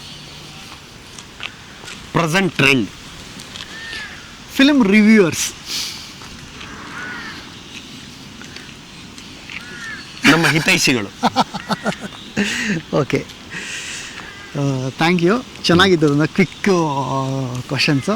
ಮನಸ್ಸಲ್ಲಿರೋದು ಹೇಳಿರ್ತಾನೆ. ಮನಸ್ಸಲ್ಲಿರೋದು ಹೇಳಿದ್ದೀನಿ. ಆದರೆ ಯಾವುದಾದ್ರು ತಪ್ಪಾಗಿರೋ ಇದ್ರ ದಯವಿಟ್ಟು ಡಿಲೀಟ್ ಮಾಡ್ರಪ್ಪ, ನಮಗೂ ಗೊತ್ತಾಗಲ್ಲ. ನೀವು ಕೇಳಿದ್ರೆ ಅಷ್ಟೇ ಸ್ಪಾಂಟೇನಿಯಸ್ ಆಗಿ ಸ್ಪೀಡಲ್ಲಿ ಹೇಳಿದೆ, ಕೆಲವೊಮ್ಮೆ ಗೊತ್ತಾಗೋದಿಲ್ಲ. ಯಾಕಂದರೆ ಕೆಲವೊಂದು ಸಾರಿ ಒಂದು ಮಾತೇ ಇದೆ, ಹಲ್ಲು ಮತ್ತು ನಾಲ್ಗೆಗೆ. ಒಂದೊಂದು ಸಾರಿ ನಮ್ಮ ನಾಲ್ಗೆನೂ ನಮ್ಮದೇ, ಹಲ್ಲು ನಮ್ಮದೇ, ನಮ್ಮ ನಾಲ್ಗೆನೇ ನಮ್ಮ ಹಲ್ಲು ಕಚ್ಚಿಬಿಡುತ್ತೆ. ಅಂದರೆ ಕೆಲವೊಂದು ಸರಿ ನಾವು ಗೊತ್ತಿಲ್ಲದೋ ಸಣ್ಣ ಪುಟ್ಟ ತಪ್ಪುಗಳಾಗತ್ತೆ. ಸೊ ಆ ನಿಟ್ಟಲ್ಲಿ ಹೇಳಿದೆ. ಓಕೆ, ಏನಾದರೂ ಇದುವರೆಗೂ ನಿಮಗೆ ತುಂಬ ಬ್ಯಾಡ್ ಎಕ್ಸ್ಪೀರಿಯನ್ಸ್ ಆಗಿದೆಯಾ?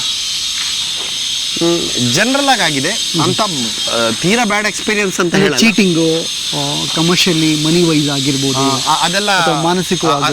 ಒಂದು ನಿಮಿಷ, ಹಿಂದೆ ವೆಹಿಕಲ್.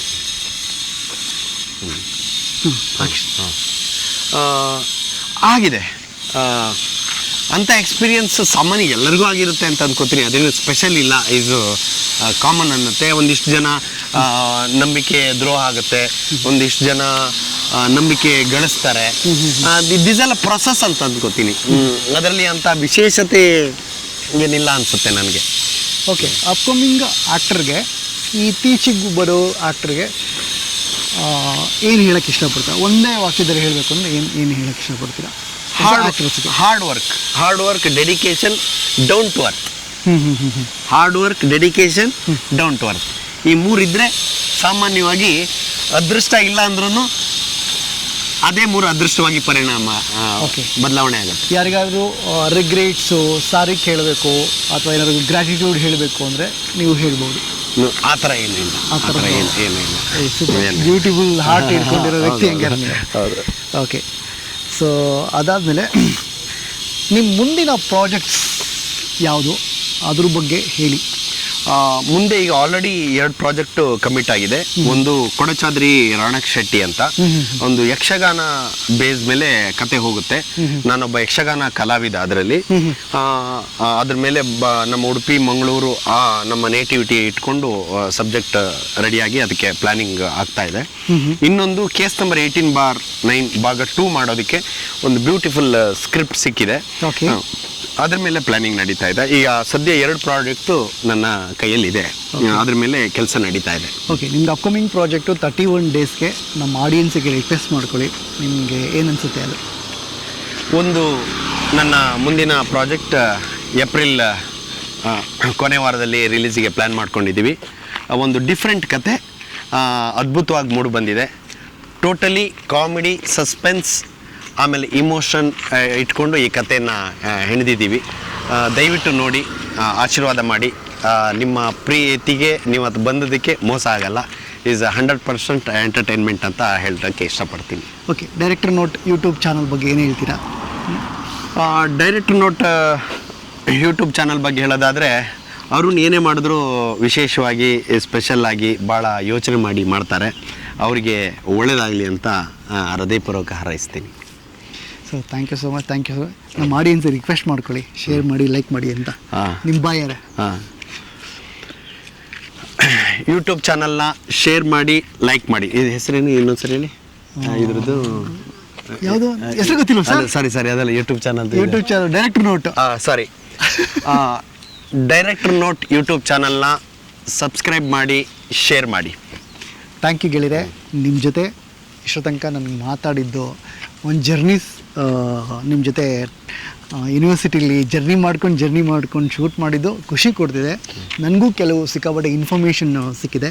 ಇಲ್ಲಿ ನಾನು ಸಿನಿಮಾ ರಂಗದಲ್ಲಿ ಇನ್ನು ವಿದ್ಯಾರ್ಥಿ ಅಷ್ಟೇ.